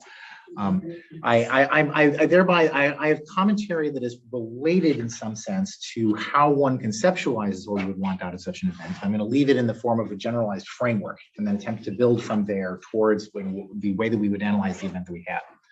So if you kind of like think through what it is that we're trying to accomplish when we either went with our involvement in the event or just what we would want to see for Isla Vista in general having such an event. And there are different things that people want. Some people want to have the event that was already there be safer. Some people want to have the events that was already there not happen and for nothing to happen. Some people want to see the event get moved to a different location. Some people want to see that there are different things that people are looking for. And so when we look then at the metrics that we use in order to judge the event, I think that those metrics end up getting affected by what it is that we were wanting to have out of it. So an example of that, and something that I poked at a little bit last year, and I have a different way of poking at it this year, because I think in some ways these metrics have improved, is looking at the number of people that we've served. So we look at the total number of people that we've served, which is the number that we oftentimes get reported, numbers reported today, number that was very widely cited from the event last year, it was around 1,000. We see these numbers of 1,000, 3,000 people that we're serving. Now, depending on what our goal is, that might actually be a bad number. Another metric, then I'll get into that in a second. Another metric that we might look at is the metric that I was always poking at, like trying to stare at from last year, which is a metric that I think is massively improved this year, which is the peak number of people that the event had at any one given point in time. And I don't mean the event in the general, like throughout all of Isla Vista, I mean at our specific location. While talking with some people about this, I realized that there was a metric that I had been missing this whole time, which is kind of an average, like not quite an average between, but it combines some of these two metrics, which is trying to look at a math perspective, the integral of the number of people over time, or the number of people hours that we managed to divert over to our event. So the reason why, and take a step back, I provide this concept of these different kinds of metrics. So to stare at these metrics, the reason why these differences matter a lot is because if the goal, for example, is that we want to have less people on Del Playa, we want to have more people in the business district, or if we want to have specifically a lower load of people at house parties, then it's the number of people that we can succeed as max diversion in some sense towards our event.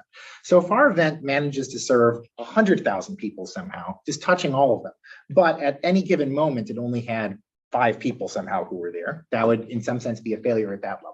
Now, this year we had a lot more people at the peak, which was exciting. And the peak was at a much better time. Last year, the peak was at 4:35 p.m. And now the peak was actually during the core of the event, literally during the core of Deltopia itself. It was great to see. But the 3,000 number is almost an interesting one, because if the goal, for example, is one of those two goals, then the 3,000 number is the number of people that we kind of like added to their experience.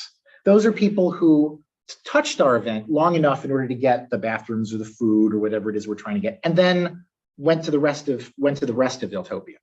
Now, that also might be great from the perspective of one of the goals I forgot to list at the beginning is, actually, no, I did list it. If the goal is to take the event that we had and make it safer. And so like one thing I'm always very excited about is take the event that we had and, give it the bathrooms and give it the food and give it these things to make it safer.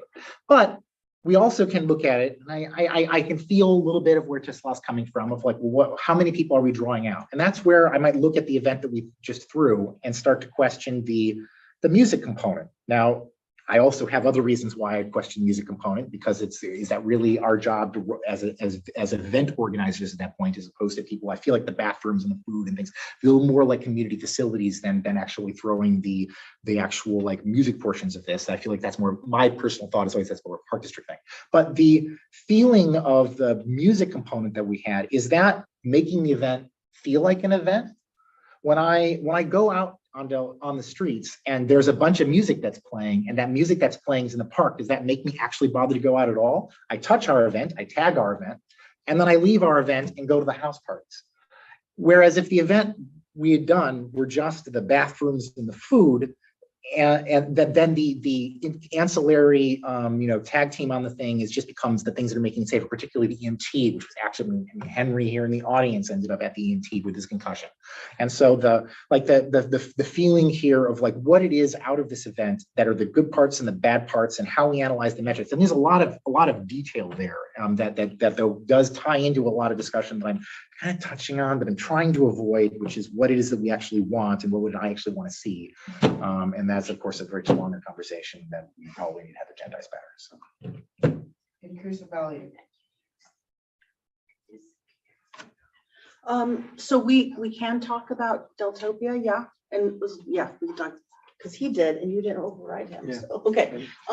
So a couple things, I appreciate some of the comments that were made by the public. I wanted to say that I thought that the Spring Festival was really well organized. It was so great to see people having fun and have a place to rest and get water and take pictures in front of the mural. I thought it was just such a lovely event. And I get what you're saying about, are we incentivizing people to be here by offering music and a fun place to be? And that's what we're saying. But anyways, so I just wanted to just shout out to the staff because it seemed like it was a really nice event. And the only thing I would say is I would love to have seen some more signage, like where the food was and stuff like that, because there's so much going on, but I'm not sure if people knew all the things that were being offered. But I just thought it was really quite lovely. I also just wanted to make a comment that this might be controversial, but I'm just going to say I really appreciated law enforcement. I walked up and down Spencer on Del Playa, and I saw UCPD, I saw UC San Francisco PD, I saw SBSO, and I just thought that in general, I felt like people were very friendly, were nice. I didn't see any negative interactions, and I just appreciated their demeanor standing on the sidelines. But that's me as a 50-year-old woman, so not drunk. But anyhow, so I felt like that was very well done in terms of placement of police. Couple things I wanted to make a comment about is if you could put on your after action report is Lyft. We saw a lot, and was it Lyft? No, it's the scooters. Is it Lyft? What are the scooters? Lime, sorry, Lyft Lime. We saw a number of scooters around, and they seemed a bit hazardous, and there seemed like there were people riding them in the crowds. And I just wonder if there's a way to early on address. I know County Public Works oversees the contract with those scooter companies, so maybe there's something we can do about geofencing. But I also wanted to make a comment that it was very nice not seeing cars on Del Playa, that was such a market change from last year and really contributed to a sense of feeling safer. At least I felt that way. Then another comment I wanted to make, Lieutenant, was, and this is something I just want to bring out in more of a public forum, but one of the beach closures that happens is at Sands Beach at the Coil Point. And there's an issue with that that's come up in the past couple of years, which I neglected to bring up, and that is that there are a number of research projects that happen during that weekend. And so I'm hoping that we can work with you all to make sure that we can preserve access for our faculty and students and docents that are out there doing research-based work, because that is a federally protected area, and we do need by law to have people out at the Cold Oil Point Reserve. So I just wanted to mention that.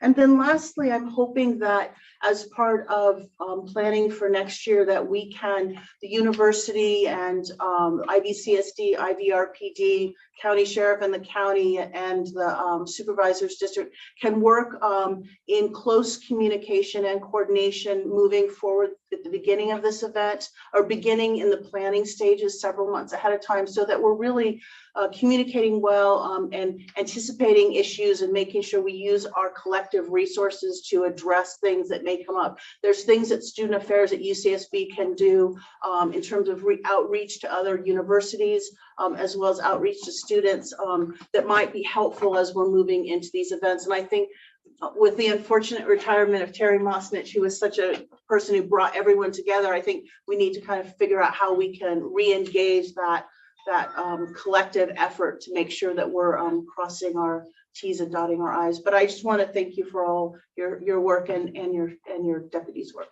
Thank you. Director, I can answer there's- some questions, or if you want to move on to comment, either way.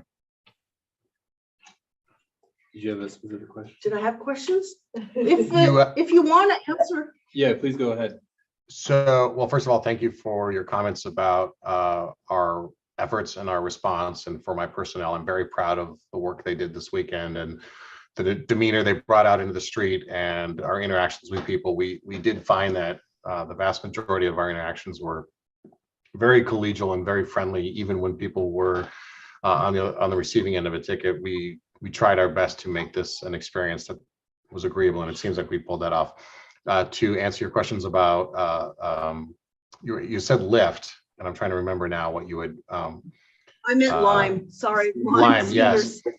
Right, so yeah, scooters, boy, we made an attempt and asked that they shut them off for the weekend, Lime and Bird. It's not within our authority to demand it, but it's something that we're looking at as the contract renews in September of this year, to add some language to that we can shut them down as needed for events like this. We have made some inroads with them by in September. You'll see a decrease overall in scooters in Isla Vista, just so that there's less that are being used, and we've gotten them to reduce the speeds on those scooters from 15 miles to 10 miles an hour on our heavily trafficked streets. So we're making some headways. We're certainly not done with that, but it is something we're very aware of. And then, yes, you're right, shutting down traffic for vehicles from Trigo south to the ocean was absolutely crucial. And as an event like this, I can only imagine we would have just had more medical emergencies had that not occurred. And it is something we plan for. And special thanks to University Police, who brought in those resources that you mentioned from Irvine, San Francisco, who were here to help us with that part of the event.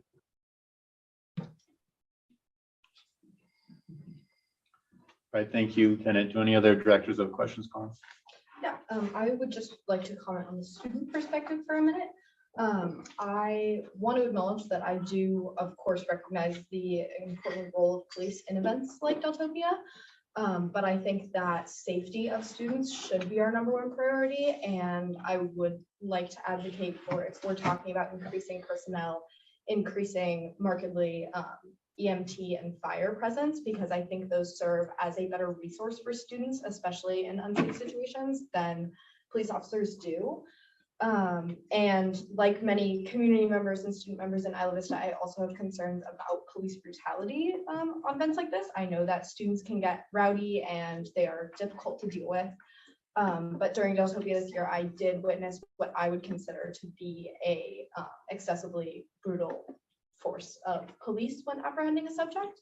And I just think that that is something that's really important to keep in mind when dealing with issues like this, especially when it comes to like equity concerns about how, Black and brown students are viewed in events like this compared to, our majority white students and stuff like that.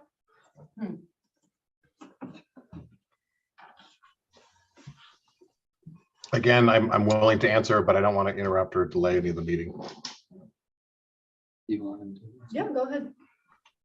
So despite the fact that we had 5 times the arrests and 3 times the amount of citations, we actually did not have any use of force incidents throughout the entire weekend. I can't speak to what you saw or what you experienced there, but excuse me. But our deployment intentionally has a significant amount of supervision and supervisors on site at all of these areas to watch for those sorts of things and to make sure that that our deputies are doing everything within policy and within the law.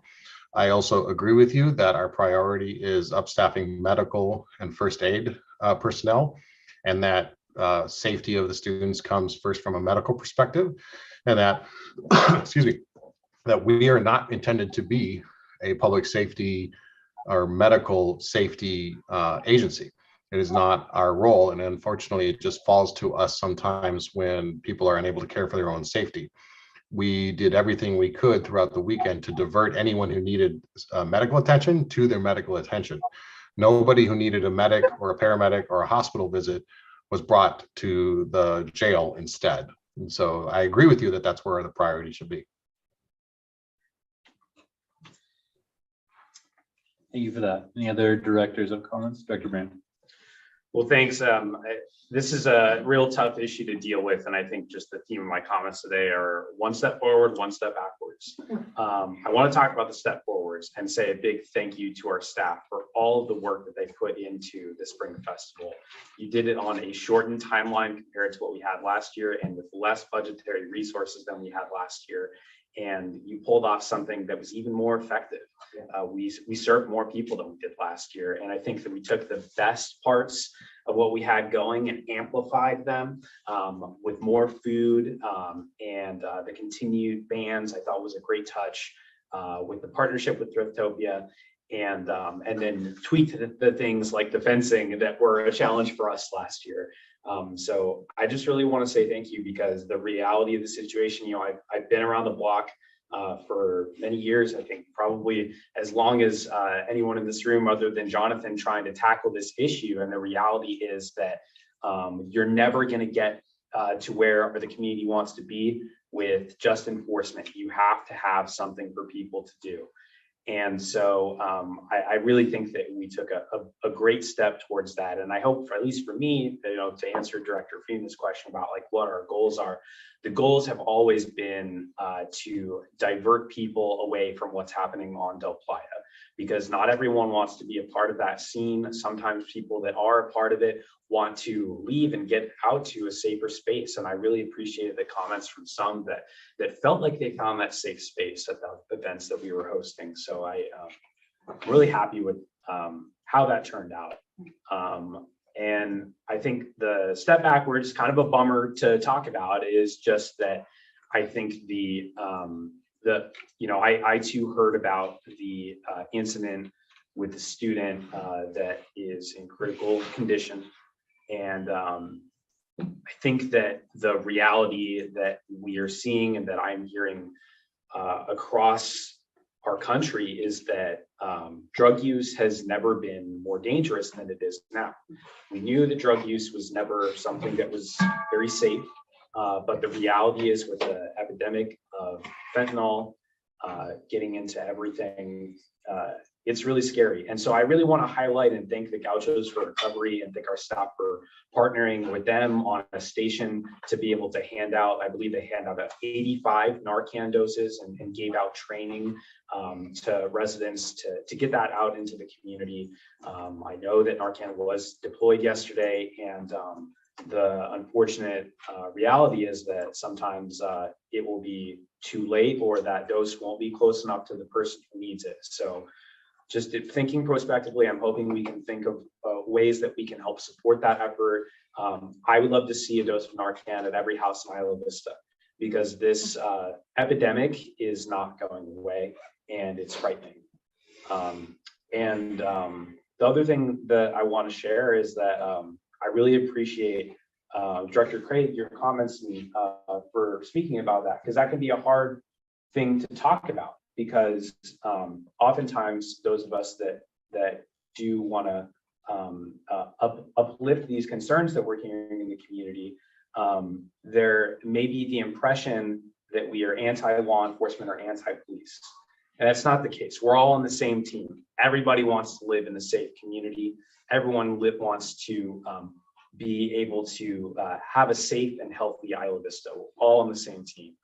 And I too witnessed some things that made me really concerned. And then seeing the data in terms of the 350% citation increase, I continue to be concerned.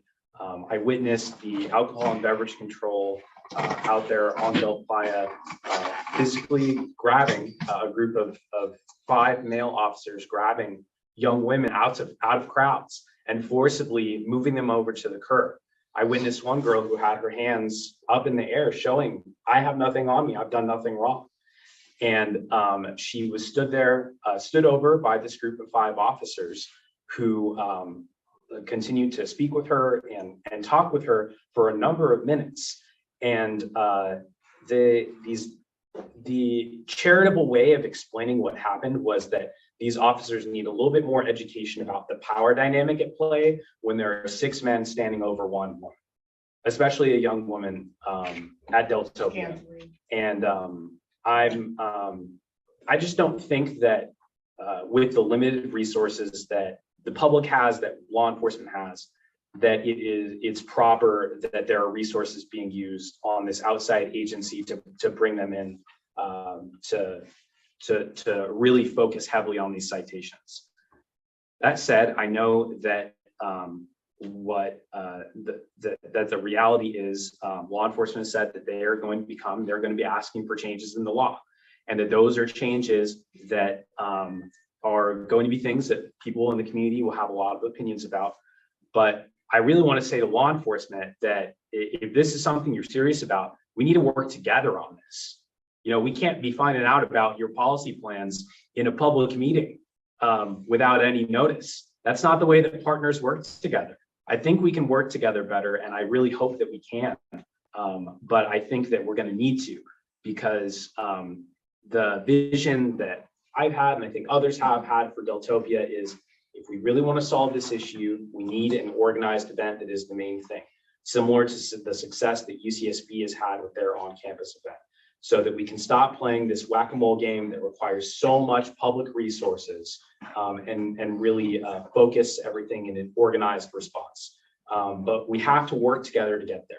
And so I'm really hoping that we can do that. I know that at the meeting, myself and Carrie, and I believe Marcos were there with IVRPD, that they are interested in partnering next year. I'm really excited about that because they really, I think, have shown a lot of expertise in how to do these kinds of events. And I think we can get there.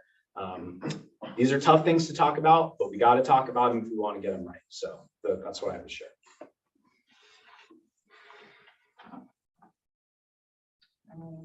Dr. Freeman. I loved almost everything you just said. I flinched at one thing, which was, and it's awkward almost, it's like, wow, you're gonna watch Jay defend police today. But the idea of hearing about their policy interests at a public meeting, I'm happier hearing about it at a public meeting than hearing that it was a private meeting. Hearing about a potential policy change a year in advance of when it would matter at a public meeting honestly does sound like a great place for. I agree. Yeah, I think that my point is just that there's a proper way for us to work together, and that it's not always necessarily, you know, it would be nice to get some notice. I agree that it's better that it's public. Isn't it the case that this is we've taken up at the Board of Supervisors? So there'll be an extensive county process, right? Yes? Yeah. Yeah. Yeah. As a fact, so I was actually, I kind of wanted to thereby say, actually, you know, thank you, Lieutenant, for bringing that idea to us in a way where we now actually are able to be prepared for the idea that you might be later on bringing that to somebody. I actually appreciate that one part. But otherwise, I was really cheering on everything Olivia said, and I loved everything else that you said. So. I feel like we ought to have little cards after everyone's comments, like 4, 5. Don't bring like just the 5 UC policies in here. Lord. That makes me really happy to hear 2 directors who normally like have differing, I'm not going to say clashing, but like differing strategies on one of our most high profile times of the year come together and have very exciting ideas. It makes me really happy to hear from you, Lieutenant Tesla, that there is a policy goal that maybe we can work together on. I hope that you do reach out to our staff. I hope you reach out to specific directors who you want to work with, because this is very important. Hearing the huge increase in relation to 2013 and 2014 time periods that I lived with and was one of those probably troublesome households on Del Playa. That led to a lot of changes for Isla Vista that were sad. It led to a lot of changes for Isla Vista that nobody feels excited about.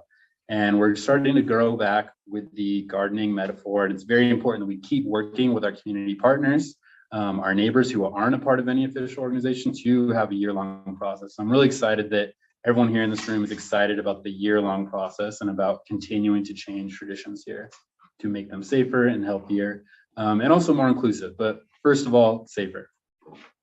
You're here. 5. Yeah, if I may, just real quick, and I know I'm breaking Please. protocol here, but Please go the ahead. first thing I said, and my intention of bringing it up was not to put anybody on blast, but it was, the first thing I said was, I'm going to be looking for your support. Right. And so what that means is that we're going to work together, and that I'm going to be coming to you and asking you for your input and your ideas before this becomes something that we do eventually bring to the board. So this is definitely a partnership, and it's not something that is meant to circumvent anything here, but it is an important aspect of how we navigate this event in the future. Dr. Brandt. Just as a follow-up to that, I appreciate hearing that, and we are going to be looking for your support as well if we were to do an expanded event. Because to be frank with you, it's been folks in the sheriff's office that have prevented that from happening in the past. So I just want to put all our cards on the table, because we got to do both. But I agree, and what I saw this weekend was a great way to provide something to the community that wasn't provoking or provocative towards the overall event itself. And so I think that there's a lot of room to work together on how we navigate Deltopia in the next couple of years.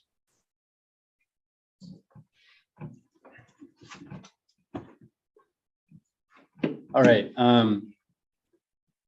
I see there's one question from the public, so I'll allow Constance, please go ahead. And it's to the lieutenant in the CSD. As an old timer, I just want to give my perspective. We live on a Brago. We own an apartment building there. I sit up and supervise, so on. And in the battle days, before the citations for open containers of alcohol, it was horrible. You know, the red cups, the beer bottles, the glass in the streets, the kids drunken and reeling down the street. And then all of a sudden this weekend, I've been watching them off and on for hours, hordes of young people coming up from El Flagio, going down to Brago, Camino del Sur. I haven't seen one open container of liquor or beer, not one in the 2 days. And it was so remarkable. And the only reason they didn't have them is that they know they can get cited. They used to carry them all the time. Now there's a law that says, okay, young people, you can't be carrying around open containers of beer or liquor. Now I know that as you got further to Del Playa, it all fell apart. But I was absolutely amazed at what I saw over the weekend with hordes of kids on Abrego, Camino del Sur, and so forth. They weren't drunk, they were just walking along, there were no containers, there was no broken beer. We did have a couple come into our yard to pee, but I just told them, our flowers don't need watering. Oh my and they God. don't succeed. So I want to say that I agree with citing young people with open containers of liquor. It just helps tamp things down. That's just young people, old people do. We do it too. Were there old people out there?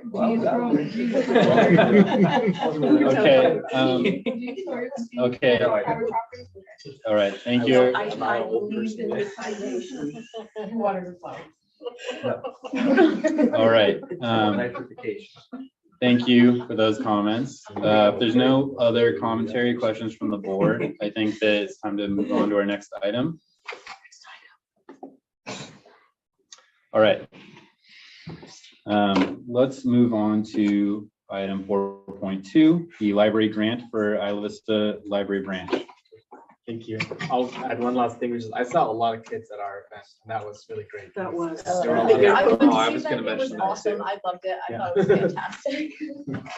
That's always been a goal too. That's That's the true. beginning of this in 2018. All right, well, the next one is the library grant update. So our library ad hoc committee, Directors Freeman and Aguilar and Grant met with Jordan Killebrew from County Second District Office about providing library services in Isla Vista and how we can enhance that. And so one thing that he came upon is this grant called Building Forward Library Facilities Improvement Program Round 2. It's a state grant, and it's, from what I understand, one of the largest investments in library services in the state for a long time. And the grant is really focused on capital projects for a library facility. And that would be capital projects like critical maintenance needs, energy efficiency, sustainability, digital access, and physical access. And so what we've been thinking, and we were approached by the second district's office specifically on this, is regardless of what happens with library services in Isla Vista, that something like this where we can invest into a physical space would be a good goal. And so, sorry, just had to take a breath.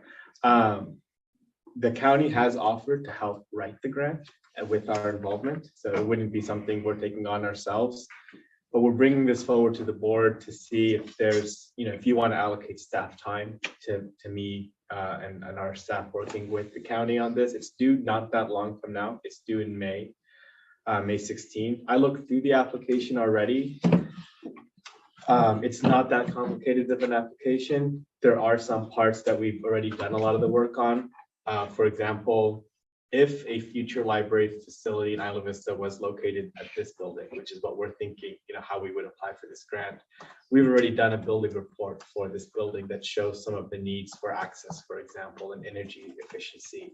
So we have information we can slot in. This building is not a library facility right now. It's been discussed since the district first engaged with the county on library services in IV. We always were talking about one of the rooms upstairs being a physical space for a library. Even this room was discussed as a physical space for a library. So the discussion's been there at the county level and at the district level for 5 or 6 years now. But this is an opportunity that we felt would be hard to pass up. It's up to $10 million of investment that could come into this facility to prepare it to be a library serving facility. So we will bring back the grant for approval, and our library committee will be, working with me on it as well to make sure we've got a good, application. But we came to the board to make sure that this is something you'd want us to apply for. And then, like I said, we'd come back with the filled out application for you to ratify before we submit. But yeah, that's what we were thinking is, and since we would be getting help on filling this out from county community services department, and possibly general services, we wouldn't have to do it ourselves. So it was even more of a reason to look into this. So that's the idea. And yeah, looking for your feedback. Dr. Dashway. So explain to me that, so right now, Isla Vista is part of the Goleta Library District. Yes. So are we, so there's a financial relationship, right? So are we able to apply for a separate grant, or would it be in joint with Goleta? It would be a joint application. The county would be leading, I think, the process is how I understand it. But we would be involved because we're the people on the ground. No, but what I'm asking for, what I'm trying to understand is there's a financial relationship between Goleta, separate from the county, right? Yes. The library district, right? Library assessment area or whatever. Not Oh. separate from the county. Not separate from the county. The county funds are part of that. The So county, where does Goleta come in? Like, how does this impact Goleta? And are we allowed to apply for something absent of Goleta? That's what I'm trying to understand. oh, good question. So Goleta operates the library itself. The county funds per capita funding to the Goleta Library for the unincorporated areas, Isla Vista being one of them. So that's like the ongoing operations. This is not a grant for ongoing operations. So it's a long, big picture grant. Yeah. So it would be a physical, the finances for what a day-to-day library would cost in IV. That's not, I guess we wouldn't have figured that out yet, and it would not be a part of this grant. This would be to make sure we have, facility for it. And then those other details, that's part of our larger library endeavors, is how do library services get allocated in IV, and how do we spend those resources? Kind of a sort of a separate project. It's hard to not conflate them, but this is a capital only grant to provide that to give us that facility to even, because the space now is good, but it's not super accessible. You mean Galita No, no, Library? like if Oh, we use you mean this building, upstairs? Okay, if yeah, we I'm use trying, our- okay. Like, if let's say we went to Galita and we said, we want you to come be physical. Well, we don't have a great physical Right. space for them to be in. We have a decent one, but is it the one that like Isla Vistans could have and could deserve? We felt that we could do more, especially with the issues we know we have with this building in terms of access and energy. The grant kind of matches the problems we have with our facility with what we might want to do with our facilities. So if we were to move forward and say we did get the funding, it seems like an agency wouldn't want to fund a grant for us if in fact they didn't know that there was an operational component. So it seems like there's gonna have to be some agreement with Galita or some type of arrangement with Galita. If the funding doesn't go to the Galita, it would come to here, right? Yeah, the capital funding will most likely go to the county in Uh-huh. this case. I mean, Yeah. the ownership of the building is with Yeah. the county right now. And yeah, part of this for the next month would be us working with the different stakeholders to Yeah. put the application together and make sure there's agreement. Mm-hmm. But we came to the board first before we only heard about this last week. So we're coming to the board first to make sure that there's interest before we take any more steps. Okay, I guess I'm just not making this clear. Does anyone else understand what I'm Like asking? the fact that there's no plan to operate it. Yeah. Yeah, Yes, and that the well- funding is going to Galita. So if in fact this were, The funding would be going to the county because they own the building. right? no, but I'm saying, okay, what I'm saying is right now, Galita gets funding Yes. to provide library services for Isla Vista. If in fact we were to have a building that is for a library, then the funding would come from the county and it would come here instead of Galita, right? I mean, not. I know Can I- this is can I help? long-term, but I'm just trying to understand that process. So I think that the impetus for this is to say, yes, this is a good use of Jonathan's staff time working on this grant. One of the reasons why there are not dedicated library services happening in the community is because there's not a facility here. And so we would be exploring in partnership with the county this grant application for there to be the improvements, kind of like if you build it, they will come, Got it, yeah, to use a movie metaphor. got it. It is a chicken and an egg situation. Yeah, that's what it We sounds will like. work, I mean, that's part of the grant writing process. Is we'll make sure that, we'll work with our state agencies and our state partners to make sure that we can apply and we can qualify. And so we won't go too deep into this if we're not eligible, for example. And Jordan and I are meeting in the morning tomorrow, pending this discussion to start, sketching out the grant and getting others involved. Dr. Freeman. Yeah, I wanted to say, I mean, we have the power, like very, very clearly, and like even like with literal wording in the thing, as opposed to in some cases where it's like, oh, even like, what is a facility? It literally says in the law, like a library. So we have the power to run our own library. Yeah. And we have the power to run that library, even if Galita is being funded to supposedly work on library services for us. Got As it. long as we don't supplant them, we're merely supplementing them. And so how we then choose to fund operations of that library is an interesting open question. And there are all sorts of different options, one of which could be rediverting money from that would go into the Galita from via the county to us. But another one would be that there might be other grant opportunities. There might be a new tax that somebody wanted to put in. It's whatever Got it it. is, right? Got it. Okay, that and makes so, sense. Yeah. Thank you. I was trying to get if there was any prohibition against us doing this, given that we have this relationship with Galita. Yeah, as far as I know, there's no exclusivity on their library That's what I was services. wondering. Yeah. Okay. Dr. Brand. And I just want to be clear that my understanding is the Community Services District has a good partnership with the Galita Valley Library in terms of helping promote the existing book van as it is, but we do not have a contractual relationship with the Galita Valley Library as a district. Okay. And I just want to remind the Okay. board that the position of the city of Goleta is that the funding that the county provides for unincorporated areas goes to the main branch library and does not fund the book van.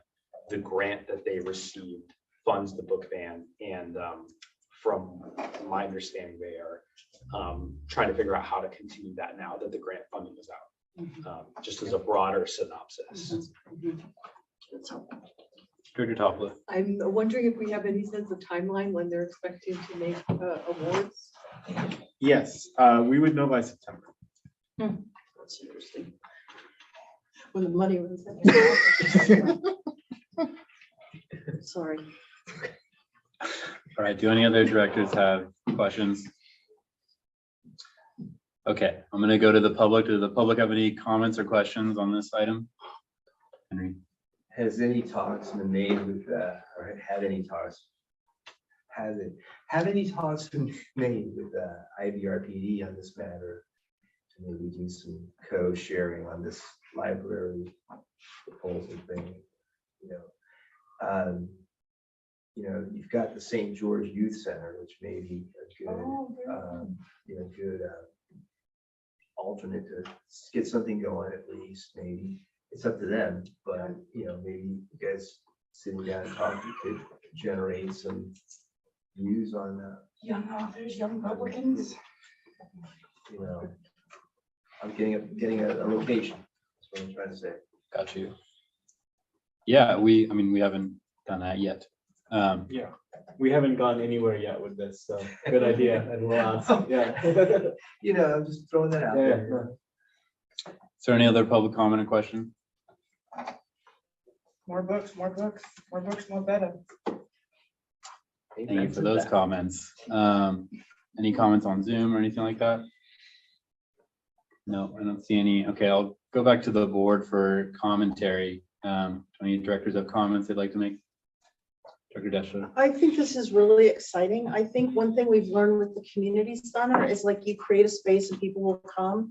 And I think this is awesome. I'm so glad that it was brought to the board's attention, and I think it's a great thing to put effort and resources in. I mean, we have our cute little books over here, but boy, really, I just think of the community center, it was just nothing. And now it's this vibrant hub that people are coming to and really bringing people together and having some great programming. So boy, library is just like the best thing ever. It's just, yes.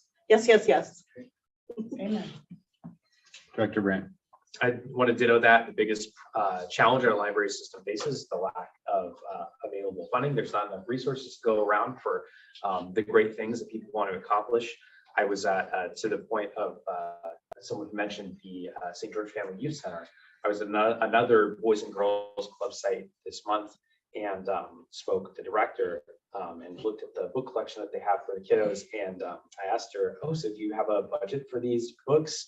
And she said, no, I buy these all out of pocket. Mm-hmm. It is really stark. And I know that it was a similar situation for these books where we had, limited funding to buy them. But it's just to say that I think that that it's an incredibly important thing, access to reading and literacy. And I would love to be able to see us contribute to the system by bringing more dollars into the equation, because that's clearly what's needed is that funding. So I'm glad that we're looking at this grant funding. I'm glad that we're working with the county and the city and other partners on this.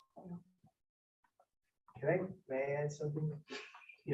Regards what we're both saying, sort of like continuing what I'm saying here. One of the biggest demographic that relies on the bookmobile that you're seeing isn't college students. It's the kids that are leaving Isla Vista Elementary School. Kids that live in the community and stuff like that. So with that said, ideally, something like the St. George Youth Center or something like that would be the ideal location for something like that, because that's where those materials would be most aptly utilized. Just my thought on that, but it's kind of like going back and forth on, not back and forth, where it's kind of like a continuous circle on this, in a good way, not in a bad way. It's not like an endless cycle, but I think that focusing on the kids, that go to Isla Vista Elementary or local junior high schools and stuff, that's going to be your biggest clientele for these books, for this library effort. So something to keep in mind. I'm just saying that. It's not going to be UCSD students. We have this big library over here. Everybody's got Google these days. Even I use it, even my flip phone. So just thought I'd throw that out there.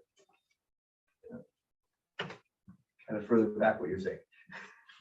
Thanks for that. A library can be a hub though, for community at all times. I mean, it's a place to tangibly find facts, sometimes Google lies. Promise you. All right. Thank you for those comments. You kind of touched on something I wanted to share as someone who's worked in a library for 10 plus years now at the UCSB library. A very important thing that's needed in a library is space and a safe space. And books are very expensive, and it's usually the common factor discussed here by college residents because of college textbooks and that expense. But I do think that capital improvements is usually an even larger expense. If you ask any UCSB student, they would say we could use a bigger, better library, more outlets, better Wi-Fi, all kinds of stuff. So capital improvements is a very important issue, and I think it's just an amazing opportunity that we're in front of right now. I wanted to share a story from the collection I work with at UCSB. So I work with the Ethnic and Gender Studies collection. And so that was originally started by the Black Studies Department and the Chicano Studies Department. And those were started out of student activism and out of prejudice of those time periods in the late 60s.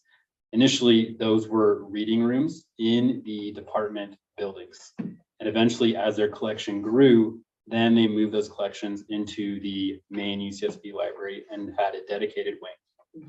I think we're following a very similar process, but with a lot more eyes and a lot more people involved, a lot more support.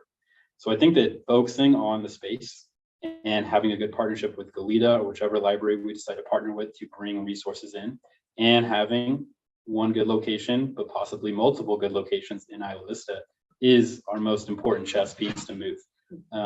People live here. People do read. People do want to use these library resources. We already contribute a ton of things that public libraries contribute here at our community centers.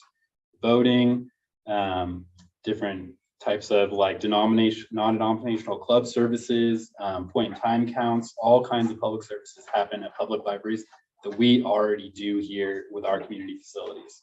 So we're just kind of one of those unofficial libraries right now without very many materials, but we are looked at as the community hub. So I think this falls in line. I think we have an excellent story to tell as a place that's had so many people living in it for so many decades without a library. I think California State Library will be very impressed with our community and what we put forward. Do other directors have comments or questions?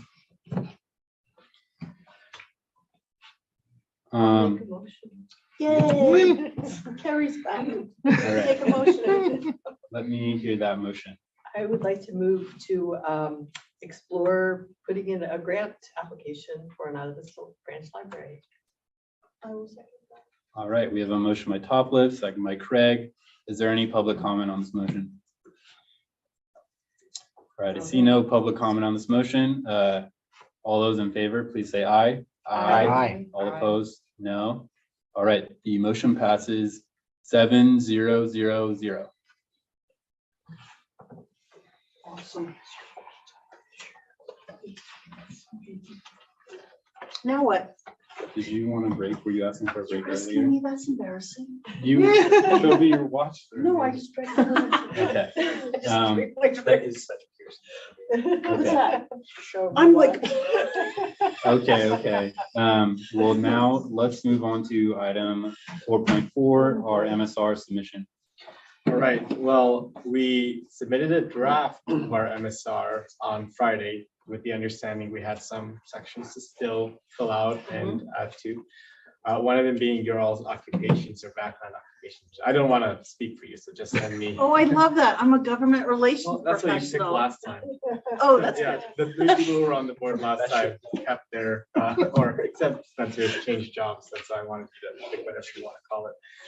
But yeah, I don't know if you want me to go through this whole report. It is 22 pages long, but I will tell you that. I know it's a rhetorical question. But myself and Marcos and Jenna worked the most. I think she did a lot of the legwork on this, but we all worked on getting this prepared within the parameters that the board had at the, I guess, February 14th meeting or one of those earlier this actually it was February or March 14th. So we actually had this to do in 3 to 4 weeks. Yeah, we filled it out to the best of our knowledge of our services. We referenced other agencies when needed. So for example, road maintenance was a big question in this, and we just referenced, oh, this is the county county's head of our public works that deals with this. What my understanding is they're not under the same review system, based on what I've looked into. So they're not filling out this questionnaire. So we hope that in the process, interacting with LAFCO and submitting updates, we can, I mean, they did help us in some of these answers and giving us their, whatever their schedule is for road maintenance. But we just want to make sure that what ends up being drafted by LAFCO does, acknowledge that we're not the ones who are supposed to be doing some of these things, but also paints the picture of here's what the level of service is in IV, so that we can benchmark that in the future. But yeah, I don't know if there's any maybe questions or comments or changes. Like I said, we can make changes. And so if anyone has revisions today, I can get them into the next draft. Dr. Freeman. I think it's missing the revenue sources. Yeah, okay. I will get that section. I guess I have it ready. It just didn't get pasted in. Okay. Good call. Don't want to forget that. It's all, we have it from last year. Dr. Dashler. Oh, I was just gonna make a comment that it's sometimes that referred to the district, sometimes it's IVCSD, sometimes it's community service district. It's just a little confusing. That's all. I was just gonna make that comment. More grammatical. Any other directors have questions? All right. Spencer, his hand up. Spencer doesn't put his hand up. He goes like this. You put your hand down for a There. comment. Not a question, comment. Yeah. Okay. No questions from directors right now? Okay. I'll go to public comment. Any public comments on this item? All right, I see no public comments, so I'll go back to the board for discussion. Do any board members have commentary? Dr. Brandt. I want to compliment staff. This document is of the highest quality. It's very comprehensive. I think it represents us very well. My question is not for staff. My question is for Director Freeman, because Director Freeman is on LAFCO. All right. Has expertise in this area, which is that one of the questions it asks is about, do we want any sphere of influence updates? Do you feel that if we did want that, it would be advantageous to request that? And I guess the line that I'm thinking around is, seems like our boundaries were set by the legislation, and maybe council, if you want to opine on this, it sounds like there's ambiguity as to whether the legislation sets our boundaries or LAFCO sets our boundaries. Yeah, Director Brandt did ask me to look into this in preparation for the meeting tonight. So Government Code 61250 does specifically state that the boundaries of the district will be coterminous with County Service Area 31. That suggests that except for any properties that are excluded, which are university-owned properties, that's the boundaries of the district. So if there's a change in ownership for a property that's owned by the university, upon the sale of that to a party that is not the university, that begs the question of, does that automatically become a property that is already within the district without any further action? And I think that the text of the statute is very clear that that's probably the case. Now, that being said, to remove any question whatsoever, you would, of course, would make an application to LAFCO about an annexation of that property into the district, just to confirm that they don't have any questions and to make sure that that would be included in the sphere of influence study that they do every 5 years to make sure that that property or those properties are included. But at least the way the statute reads right now, I think a very strong argument could be that the plain language of the statute says that everything within the boundaries of the district is what is coterminous with CSA 31, except for UCSB territory. So I guess, and thank you for that. That is the second part of the question / comment, which is that given that although the UCSB properties are not technically a part of the district, there are still residents that live there that may consume services that the district provides. It seems to me like maybe the intention being not wanting to get in a future fight with LAFCO, that we made the decision to say we'd like to at least show the intentionality of going through LAFCO's process to say, give us a sphere of influence update just for the CSA 31 properties, just so that it's there on paper. Any thoughts? Wait, I'm trying to pull the one up. So if we dissolve CSA 31, then what happens? It doesn't say that the district's boundary, the district is CSA. Okay, all right. It's that when, at least when it was formed and was established, the boundaries were set as, Okay, you know, okay. that. And that's the fact that that particular subdivision or subsection of the statute is situated in the part of the statute dealing with formation. It's at the front part of the statute rather than Okay. All right. after D listing the initial powers and then subsection F, which lists subsection G, which lists the powers that can be exercised later on, seems to suggest that that is what the boundaries were intended to be at the time that the district was formed through this special process outside of LAFCO, such that to change that, you would need to go back to LAFCO through an annexation process. Now, it was my understanding of the intent of AB3 that if the university purchased a new property, that it would get joint out of the district. You're saying that that's not, you don't think that's the case? That's not what the text That's says. The text says anything fascinating. owned by the university is not included. I think you guys do agree then, but you I don't know. Yes, I'm still Say what you confused. said again. So what my understanding is that if, for example, next year, the university purchases a property, Right. that it would get deleted from our district. Correct. Oh, we are. in It's agreement. happened Okay, once all right. already. That's what, yeah, that's what I was, okay, I missed that. Okay, great. And we are, It wouldn't have okay. to go through the LAFCO process. Correct. Gotcha. So, yeah, but you do think that LAFCO has the ability, because I hadn't actually thought about the interaction between, I was fascinated that you thought about the interaction between LAFCO. Like, you do think that LAFCO has some authority over the ongoing forward ability to, for example, expand the district? Oh, yeah, absolutely. Okay, Because the last subsection, which I JKLM, it's either L or M, specifically says that this does not, except for the part on formation, anything else that the district does on a moving forward basis goes through the LAFCO laws, the Ortiz, Hertzberg, Knox Act. So I noticed in our MSR application, the one, the draft that Jonathan filed, there is a section about potential expansions, and it even lists specific areas such as the areas between Goleta and Isla Vista. And so are you thinking that you want to see something stronger than that, or? No, I just think that everything within CSA 31.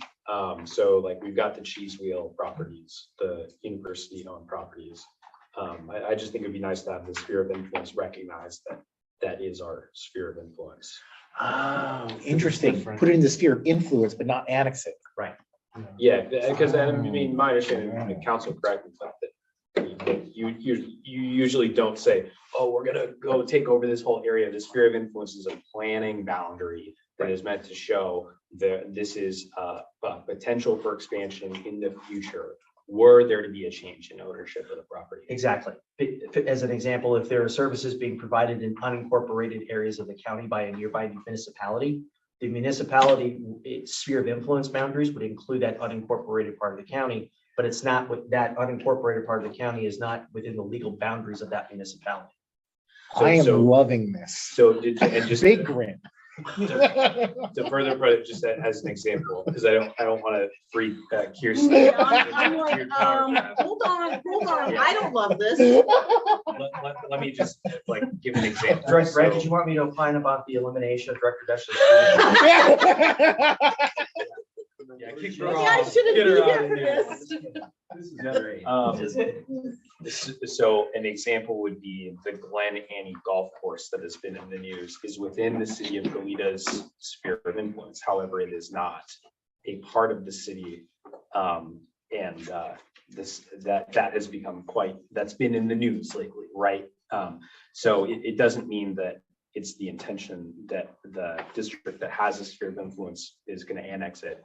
I think that the intention is just that we want to make sure we have a clear runway for if there ever was a property change. And we know that that's happened before, where in terms of maybe a property might change hands between say, the university owning it itself and the investments arm of the UC owning it itself. And that makes a big difference in terms of, some of those properties are big properties. So I'm really glad that you thought of this, because this does seem to be a very important thing to have like noticed, understood, and then to try to figure out a fix. And we're at the moment where we can try to like talk to LAFCO about getting that fixed. well, thanks. Yeah. I don't think it's a pressing issue. Well, that's not a me maybe 20 years from now, but the fact that it's nice to be able to like, because it's the right moment to talk to like just get it in this document and then to see what LAFCO wants to do with their sphere of influence. So I'm, Yeah. Is what's written here okay? Or it's a general statement of, areas between the city of Toledo and IVCSD boundaries, which are on UCSD campus. Where are you We're in not, the oh, sorry, document? it's B2 is the question. B2. B, to boundaries. verify that we're not actually talking about those areas that we're talking about like the areas that are inside of Isla Vista. Right, that are- right. okay, all right. No, yes. So we can edit that. That's what we originally had written when we met. If anybody's interested, they'd like to take pictures. I've got the 1993 outline. B2. So what are you proposing? How would you change this? So, Spencer? I would change it Tangible. to read, we request a sphere of influence update that will include the following properties. So I should point out that. The property, the two properties on El Colegio, the Dublin's property and the theater property. So that would be inside the sphere of influence, not inside the district boundaries, inside the sphere of influence for if those properties were ever to change hands, so that there'd be a clean runway. Great. We'll add that.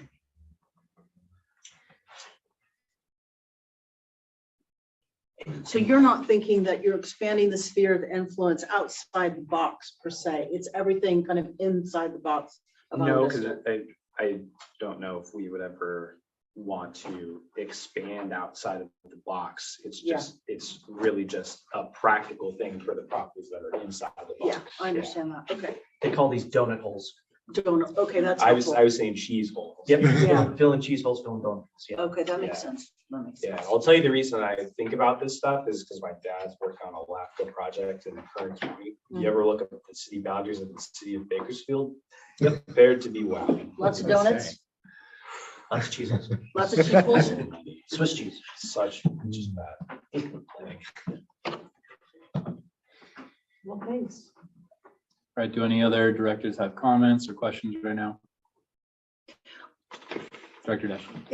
So I can edit this, Yeah, like grammatically edit and you stuff? can make Okay. grammatical. Because there's edits. just a couple things that aren't clear, like you talk about IV Beautiful, but it's not clear that IV Beautiful is part of IVCSD. Like, I think there just needs to be an explanation as to the programs that IVCSD operates. There's a lot of, I listed beautiful and under street beautification. It's just not clear that IV Beautiful is under IVCSD. The question actually arguably is a question that I should have gotten the answer about this from Mike last year, but I'm asking Jonathan to know if he knows the answer to this question from related to last year. So we fill out this questionnaire and we send it to LAFCO.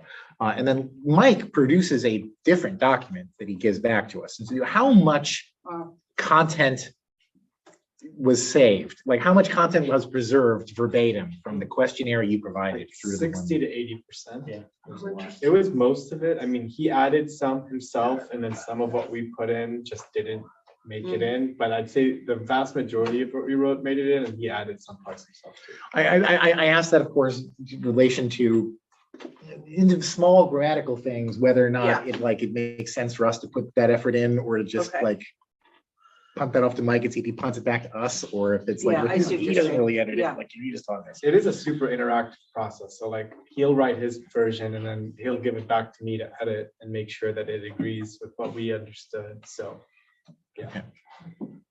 Does that make you feel a little more comfortable about the? It does, I'm Yeah. sorry, I'm getting crazy about grammar stuff. Are you volunteering or showing interest? I'm making edits right now. Yeah, I Would that would, be the- actually, the I next love round? doing stuff Oh, like yeah, that. that'd be great. Yeah. That'd be great. It helps me to go to sleep at night. No, I'm kidding. Yeah, there was the afternoon when Jonathan and I were trying to figure out, like, did anyone else volunteer to help us with this? Oh, or- I would be happy to do a review. That'd be great. Okay, I'll keep you in mind, for sure. All right, well, so looks like we need to have a motion on possible approval and any other larger recommendations. But any other larger recommendations that people want to discuss right now? No. Do I have a motion or further commentary? So, all the big push, but I also want to acknowledge, I think we're requesting a review of conjoining CSA 31 to us in this document. Yeah, and to be honest, I copy pasted last year's, what you want to reorganize. I just didn't want It that. didn't change. I didn't want that to go unnoticed because I Yes. think your description for why it's warranted is very clear about the desire from the community to have enhanced street lighting and the desire to have more staff attention, be able to put on some of these issues. So I just thought it was really good. And Yeah. I think it's just in line with all the feedback we've heard over the years from the community about lighting. So Yeah. really excited to take that step. Hoping this works this time. We mentioned it 2 years ago, but it was on public safety, which lighting is a public safety issue. But now that this is about lighting, then we can hopefully push on this issue. So I'll make the motion to adopt these edits. Right. Second it. All right, motion by Brandt, seconded by Scholes. Is there any public comment on this motion? All right, I see no public comment. I'd like to ask members of the board to, if they vote approval, say aye. Aye. All opposed, say no. All right, the motion passes 7-0-0-0. Rocking it. All right, now let's move on to our last discussion item. 4.5, letter of support for Greek Park renovation project. Right, well, IVRPD sent us a request to support them in their plans to apply for a grant to improve Greek Park. And so this is just a simple letter of support to help their grant application. I'll fill out the more specific details, the little brackets, but just making sure the board is okay with it. And I did want to ask, as a general practice, we got another request today from IVRPD for another grant they're doing for another park. So I was wondering, like, You want is the blanket board approval? okay with me just writing those letters of support? Like, it's not that controversial. I know we brought this, we do have to bring these to approval, but wondering if the board's okay with us, if we haven't established, precedent, if we could just, support them for both instead of just the one. But we just got the request today, that's why. I would be very comfortable with that. Yeah, I think if there was something that they were asking you to support that you thought that the board might be concerned about, I know you'd bring it to us, so. Yeah, that'll- I agree. Okay. Yeah. Yeah, it's for Children's Park, more money. for Yes. Children's Park, so. Of course. Right, are there any questions from the board on this letter? All right, is there any commentary, or questions from the public on this letter? Is this for more seating and availability to lounge? It is not. It is for the Greek Park is more sports kind of things. Some ADA social access. seating, some Yeah. seating, but mainly sports. Yeah. Pickleball. Henry, you can go ahead. Children's Park. I'm excited about it. So far right now, like the grant is $4.2 million. And, the three parks under renovation right now are Children's Park, Greek Park, which is pretty much across the street from where I live, and Hardall Gardens.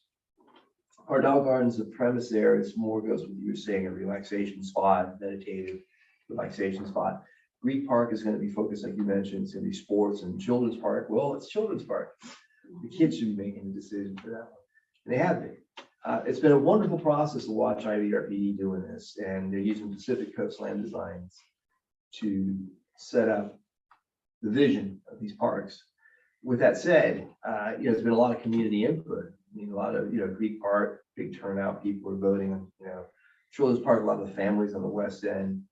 And Cordell Gardens is, again, it's gotten like a lot of community support as well. It goes back to a grand jury investigation in the 1970s where it was determined that Isla Vista needed a lot of parks. We've had a lot of parks. We got them. But the thing is, they do need renovation. And I think any support for renovation by IVCSD or IVRPD would be a fantastic cooperation of sorts. It kind of puts both organizations on a map of being cooperative and being proactive about keeping the legacy of those parks alive in Isla Vista. And they each offer a different outlet.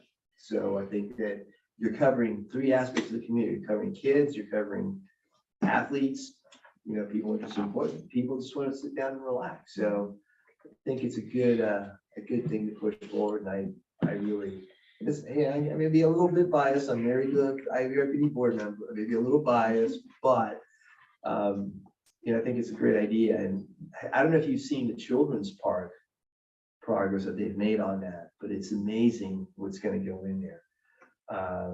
In fact, I'm going to ask a question. Who on the board and staff has seen any of the renovations that they're doing? They're pretty amazing. And I think it'd be a great line of support to kind of, that'd be total working together. So this is my take. All right, thank you. Are there any other public comments? Don't see any. Jonathan, you mentioned, or I think we both got an email that Luis might be on Zoom. Is he on Zoom? Yes, he has his hand up. Okay, yeah. Luis, please go ahead and share. I just realized I didn't give you time earlier. Oh, no worries. Good evening, directors. My name is Luis. I'm Valerio. I'm the assistant general manager with the Isla Vista Rec and Park District. And yeah, I just wanted to, again, here on behalf of the Park District for a request for a letter of support for the Clean California grant. I know some of you have seen the renderings that were in the board packet, and I'm happy to answer any questions in regards to the renderings, any of the proposed improvements to Greek Park. I do want to just also clarify that not only are we proposing improvement on site to the park, but we've also met with the county transportation. And if you look at closely to the renderings and designs, we will also be doing public right-of-way improvements as well. So Greek Park doesn't have a sidewalk on the south end of the park. And also the north and south facing sidewalk on Embarcadero del Norte is also not ADA compliant. So we would be including public way improvements adjacent to the parks, and also addressing, for those of you who are familiar with the park, there's a really big sludge issue and water runoff issue from an adjacent property. So there's a lot of stagnant water, algae that's kind of built up in mud. That also will be addressed in these proposed renovations. We'll actually be bringing in all of the excess water from the building into the park to help with irrigation of the park, because the park is a dry park. We don't have any current water irrigation, so we would be kind of helping address that issue by pulling in all that water in. So yeah, just a couple other little small nuances outside of just creating, high quality sports equipment, basketball facilities, multi-court facility, and a regulation volleyball court. And also there was a question in regards to seating area. There is social gathering area in the plaza, the center portion of the park, where it's kind of going to be an open space for events or for just hanging around and lounging. Awesome, thank you for that. Do any directors have questions or comments? Director Brandt. Just want to say thank you, Luis, for your attention. This is an incredible project, and I'm just so excited for what it'll bring to our community. And with that, I'll make the motion to approve the letter of support for the grant application. Right, do I have a second? I'll second. All right, motion by Brandt, seconded by Topliff. Is there any public comment on this motion? I heard that there was something going on with seating to bring the local businesses as far as basically some sort of electronical, like a charging station or something where you're able to order from local restaurants as well as Snag and the different small businesses within the parks coming. It's kind of like a charging station with tablets for people as well as seating. Well, I don't think that we have the details on that. I think that would be more accurately asked at a Parks District meeting, as the grant applicants, but yeah. Hopefully they do consider amenities like that. Yes, Sorry, can you please repeat who's second? the second was by Director Topliff. All right, okay. On that motion, all directors who are in approval, please say aye. Aye. All opposed, please say no. All right, this motion passes 7-0-0-0. And now we Thank you, will, Luis. thank you, Luis, for being here and waiting for us. Yeah. Now we will move on to section 5, reports. First item, 5.1, reports from members of the board. Do any members of the board have any reports they'd like to share? Dr. Brand.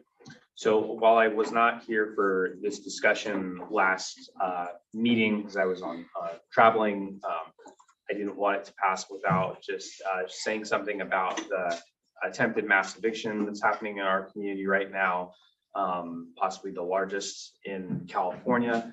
And just thank my colleagues for having the hearing, getting educated about the situation, sending a letter, providing advocacy to the Board of Supervisors.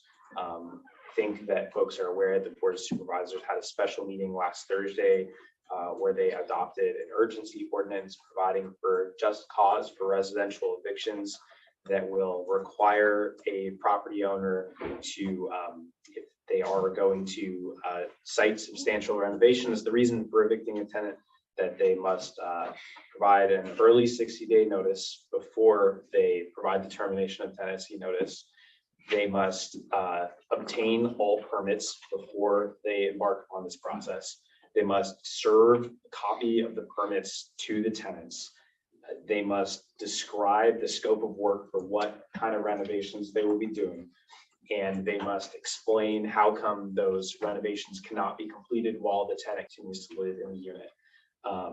That ordinance was drafted over the course of about 36 hours after about 24 of our neighbors spoke very candidly about the horrible experience that they are going through, their fear about what's going to happen to their lives, to their kids. They're going to be able to continue living here. And I've never seen anything move that quickly in government. And the reason for that is because of the public testimony from you all as colleagues, but from our neighbors. I've never been more proud to be an Isla Vistan than I am hearing them use their voices so effectively. Some of you may know that I worked on this in concert with Jordan Killebrew from Supervisor Capps' office, and I know he feels the same way. Similarly grateful for the rose that sort of grew out of this really concrete style moment for our community. And just want to say thanks to everyone for all of your advocacy. I know Jonathan was there as well, his capacity as a community leader, and just wanted to share that update. Yeah, you provided an excellent update. I was going to say something similar. I got to attend that meeting, and and sitting in the rows was former director Bertrand, myself, and Jonathan was there, and it was very moving. Hearing the testimony from our neighbors about what's going on, and it was very exciting to watch government in action. And I wanted to relay that I got a nice response from Supervisor Williams, thanking me, but more specifically our board, for writing a letter of support to support the tenants in IV. And it's a very personal and specific letter. He talks about the specifics of the ordinance and the goal of having urgency to act quickly as possible, as well as to have additional tenant protections be viewed by the Board of Supervisors in the future on a more regular timeline. So this is a huge victory, but also a continued effort by all of us. So Spencer, I want to thank you as someone who did a lot of work for our community as an employee. You did a ton of work, seeing those things come back so quickly, seeing the work in the middle of the meeting, going over edits, the back and forth between supervisors and staff and legal counsel was a live organism. Things were happening and I was very impressed. Director Dashler. Well, I just want to make a comment because I think it's important that we say this, and maybe you can answer it. It's not a comment, it's a question. But do we know that this ordinance will impact and positively impact this issue? Do we know that it will apply to this sale? Yes. We do, okay. I just wanted to be clear that that was, because I thought that was ambiguous. No, okay, Yes, that's good. it will. This is not my opinion. This is the Santa Barbara Tenants Union, who is working directly with great. the tenants and the Santa Barbara Legal Aid Foundation. So it will apply to everyone who's gotten the notices of terminus?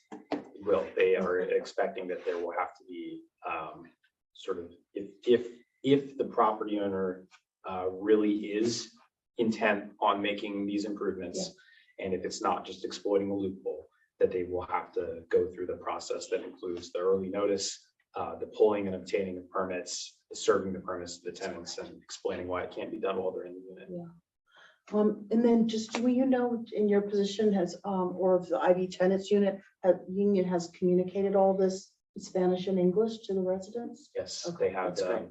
and Supervisor Capps and her staff have been out there as well, sharing information in Spanish and English, speaking with residents in Spanish, and the tenants union has live translation at their meetings from I list a friend of ours, Viviana Marsana, who's been out Oh, there. yeah. Oh, of course. What doesn't she do? That's what I want I to know, know. right? She throws great parties. Does she? Oh, I've never been invited, but. All right, do any other Thank you. directors have reports they'd like to share?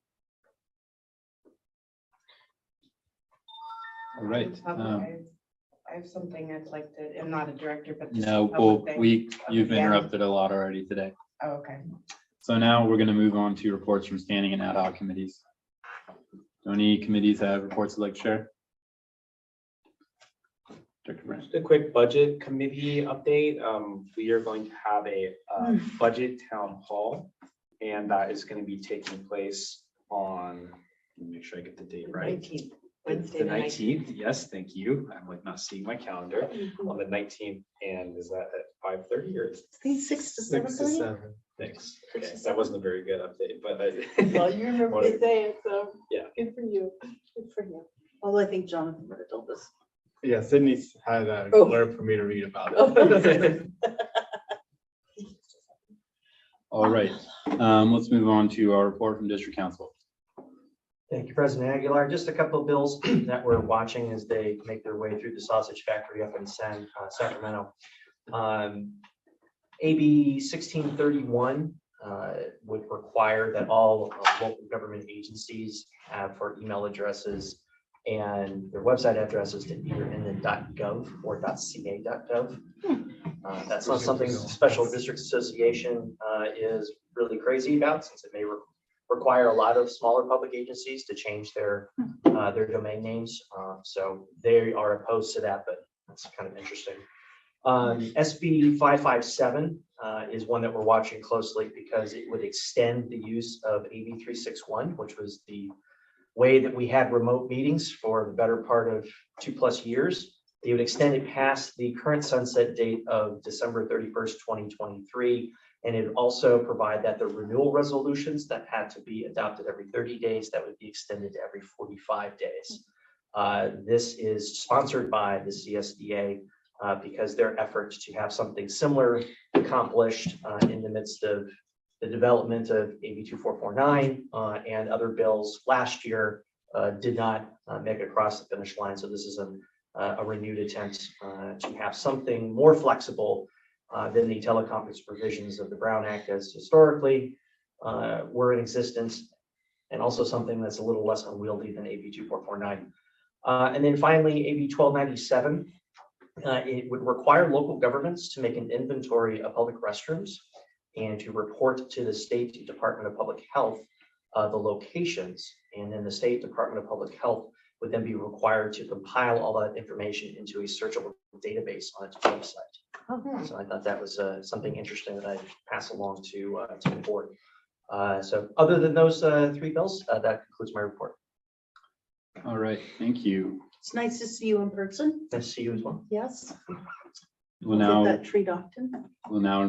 move on to item 5.4, report from our general manager and staff. So the first thing is on the community engagement on the town hall. So I'll read my piece here from Sydney, which is we are having our town hall and the budget priorities survey are both ongoing right now. We want to hear residents and community members' thoughts on how our dollars should be spent. Her team is going to be tabling this week and next to get survey responses and recruit people to the town hall. There will be free dinner at the town hall. It'll be here in this room instead of the community center, just for better communication. And there'll be free Los Agaves. So big reason to come. How the town hall will work, it's going to be different this year than last and from previous years. So people will be in different groups and then they'll play games to help determine how much you can win. And the different games will be based around our utilities that we tax. And so you could, a game around water utility, for example, and then the more money you make from your game, you can allocate that to different resources you'd like to see the money spent on. Because just we felt that in the past it was a little not entertaining. Yeah. So you will play games and use their winnings to help fund the services they care about. Like SimCity. Exactly. And then so there'll be Spanish interpretation available and there'll be raffle prizes for people who attend. And then we'll also be giving volunteer hours for people who attend too, which is a demand that's right now in spring quarter. And the survey is up in English and Spanish, and so is the RSVP for the town hall, just so we know how much food to buy. But you don't have to RSVP. And if you do RSVP, you do get into the raffle. So Even directors? I There might be a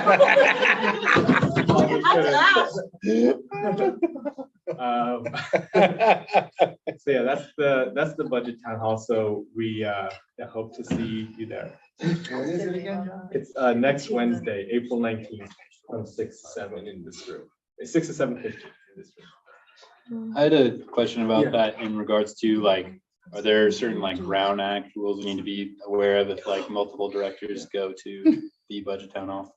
Yeah, Well, we were gonna do- notice it as a finance committee meeting, but Ross, do you want to explain how that works? If you're going to notice it as a public meeting, then, just stay on subject matter. That's all. Yeah. No, but notice as a finance committee meeting. Right. So if it's going to be the finance committee, that's. a Oh, Brown that's Act gonna be body, fine. Okay, yeah. Right. It's already- So any other members of the board who would be attending, you can attend, Mhm. but you can't discuss amongst yourselves later lest you turn into a serial communication. Any decisions that might be referred from the finance committee to the full board.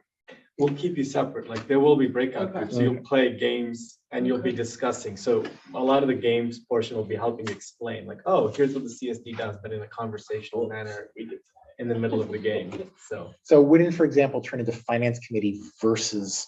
No. Other three not. directors.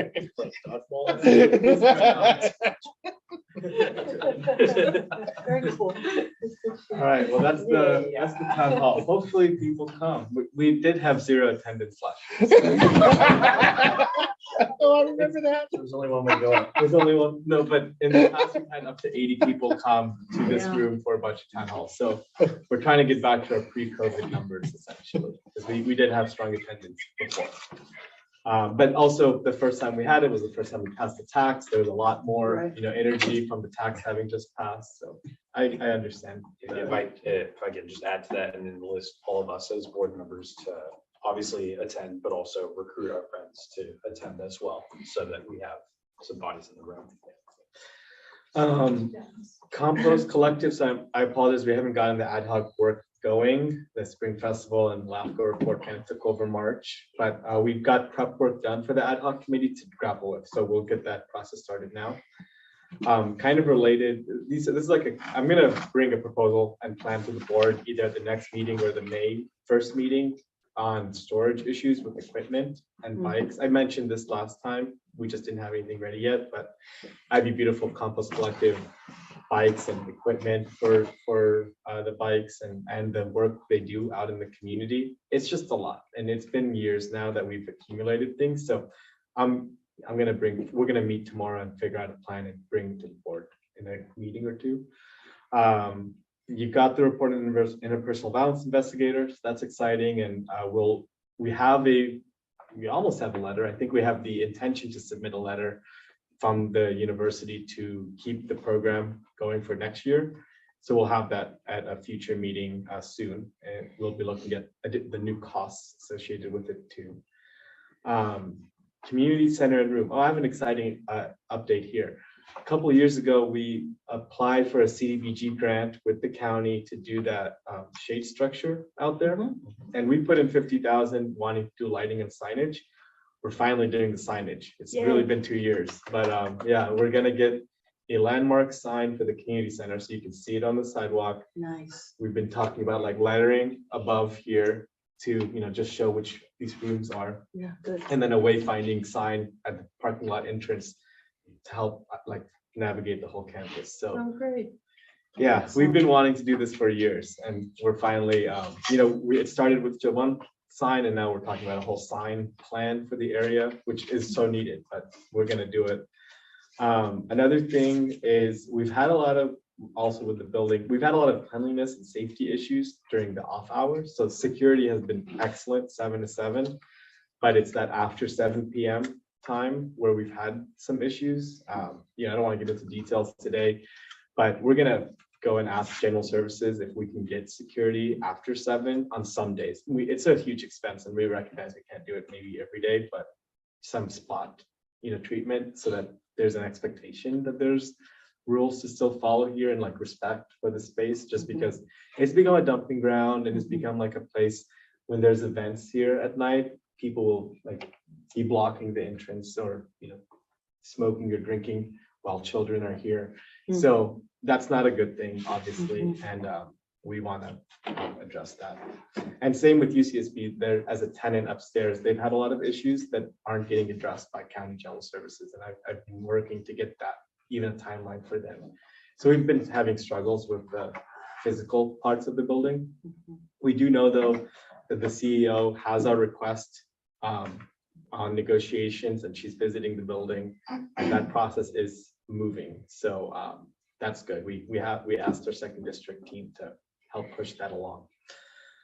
I gave you a step update last time. No update. We're still working on coming up with those lists of different ideas and projects and so I think I'll have that ready soon for you all to look at. We just met yesterday to finish. Parking, exciting stuff. We need to finalize who's the rep from county and UCSB, which I'm going to work on now, but Dixon has come up with their parking collection plan, or the data collection plan for on-street parking. We haven't moved yet to off-street, but they're asking if they can come as soon as May 5th to start do a first pass, just to check out, do a baseline data set. So that's really exciting. In relation to the Spring Festival, we did talk about, starting to plan 2024 before June of 2023. So that is in the docket. And IVRPD had said in their board meeting a couple months ago that that's something they'd want to work with us on. And then finally on the retreat. So it's tough. April 24th was the best date, and I didn't use a doodle poll so that the answers you have don't bias based on like who's already submitted. You don't want to like, change your answers. It happened. Jay asked me like why. I'm like, oh, this is you. He wanted to know who couldn't come to it. I'm like, oh no. Well, I didn't. Yeah. I do want to say that what I said was, Yeah. I bet you shouldn't tell me Yeah, though, yeah, because of this. Yeah. I had the whole day free. I wasn't like challenging No, him, no, like, no. why can't you tell me? I was No. like, Yeah, is the 'cause I reason why recommended you're not it to telling No, I me? know. But the reason was to not bias your answers. Yeah. So April 24th, just to give you some details, we Yeah. have 6 directors who can be there for most of the retreat, 5 for the other part. So that's, we couldn't get a date with everybody. We are able to have legal counsel there for portions, most of staff there for the whole time. If you're not able to make any portions, I think I would want to meet with you before, just so that we can go over the agenda and then make sure that your opinions and thoughts are reflected in the retreat. So What are the hours? That's what I was asking. Yeah, so we were thinking 10 until 5. That's what we had set out for the. Sorry. Director Toppin. That's a very long day. And I suggested you go to 4. Oh, 4, okay, sorry. I'm gonna defend Jonathan because every single year Yeah. that we have this retreat, we're always like, You want this more needs time. to be longer. Yeah. So we can't have it both ways. Yeah, sorry. Oh, Lord have mercy. We'll have lunch, we'll take a break. And dinner? Um, Well, it'll be at before dinner, so dinner on your own. That's what you say now. Yeah.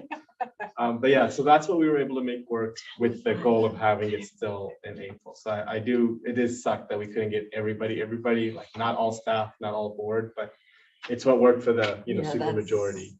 A lot to ask. Did I tell you I could make that or that I couldn't? You had portions of the day you couldn't make. Okay, yeah.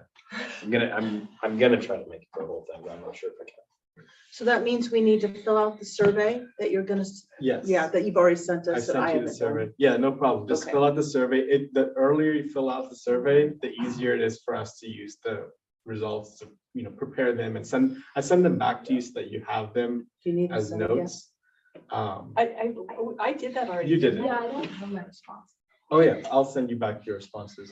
Yeah, so the sooner you fill it out, I'll Okay. send you back yours. So you'll have it for when you do discussion at the meeting.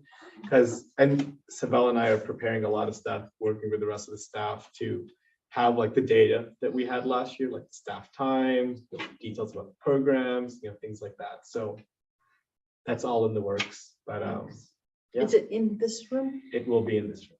Okay. Not the community center. We've been, trying to move back to here for some, Yeah. because just the discussion. And it's an open meeting to the public? It is a public meeting. Anyone can come. It is recorded. Maybe, yeah.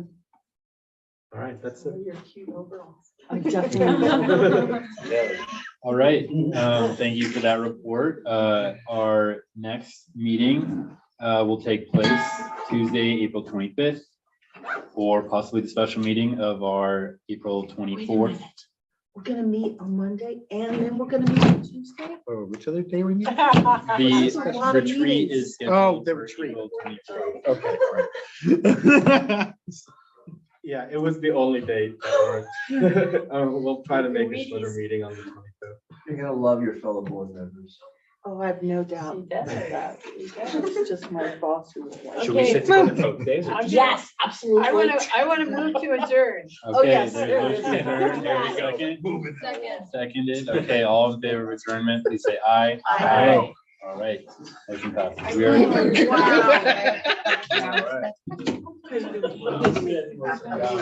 I made you some gold.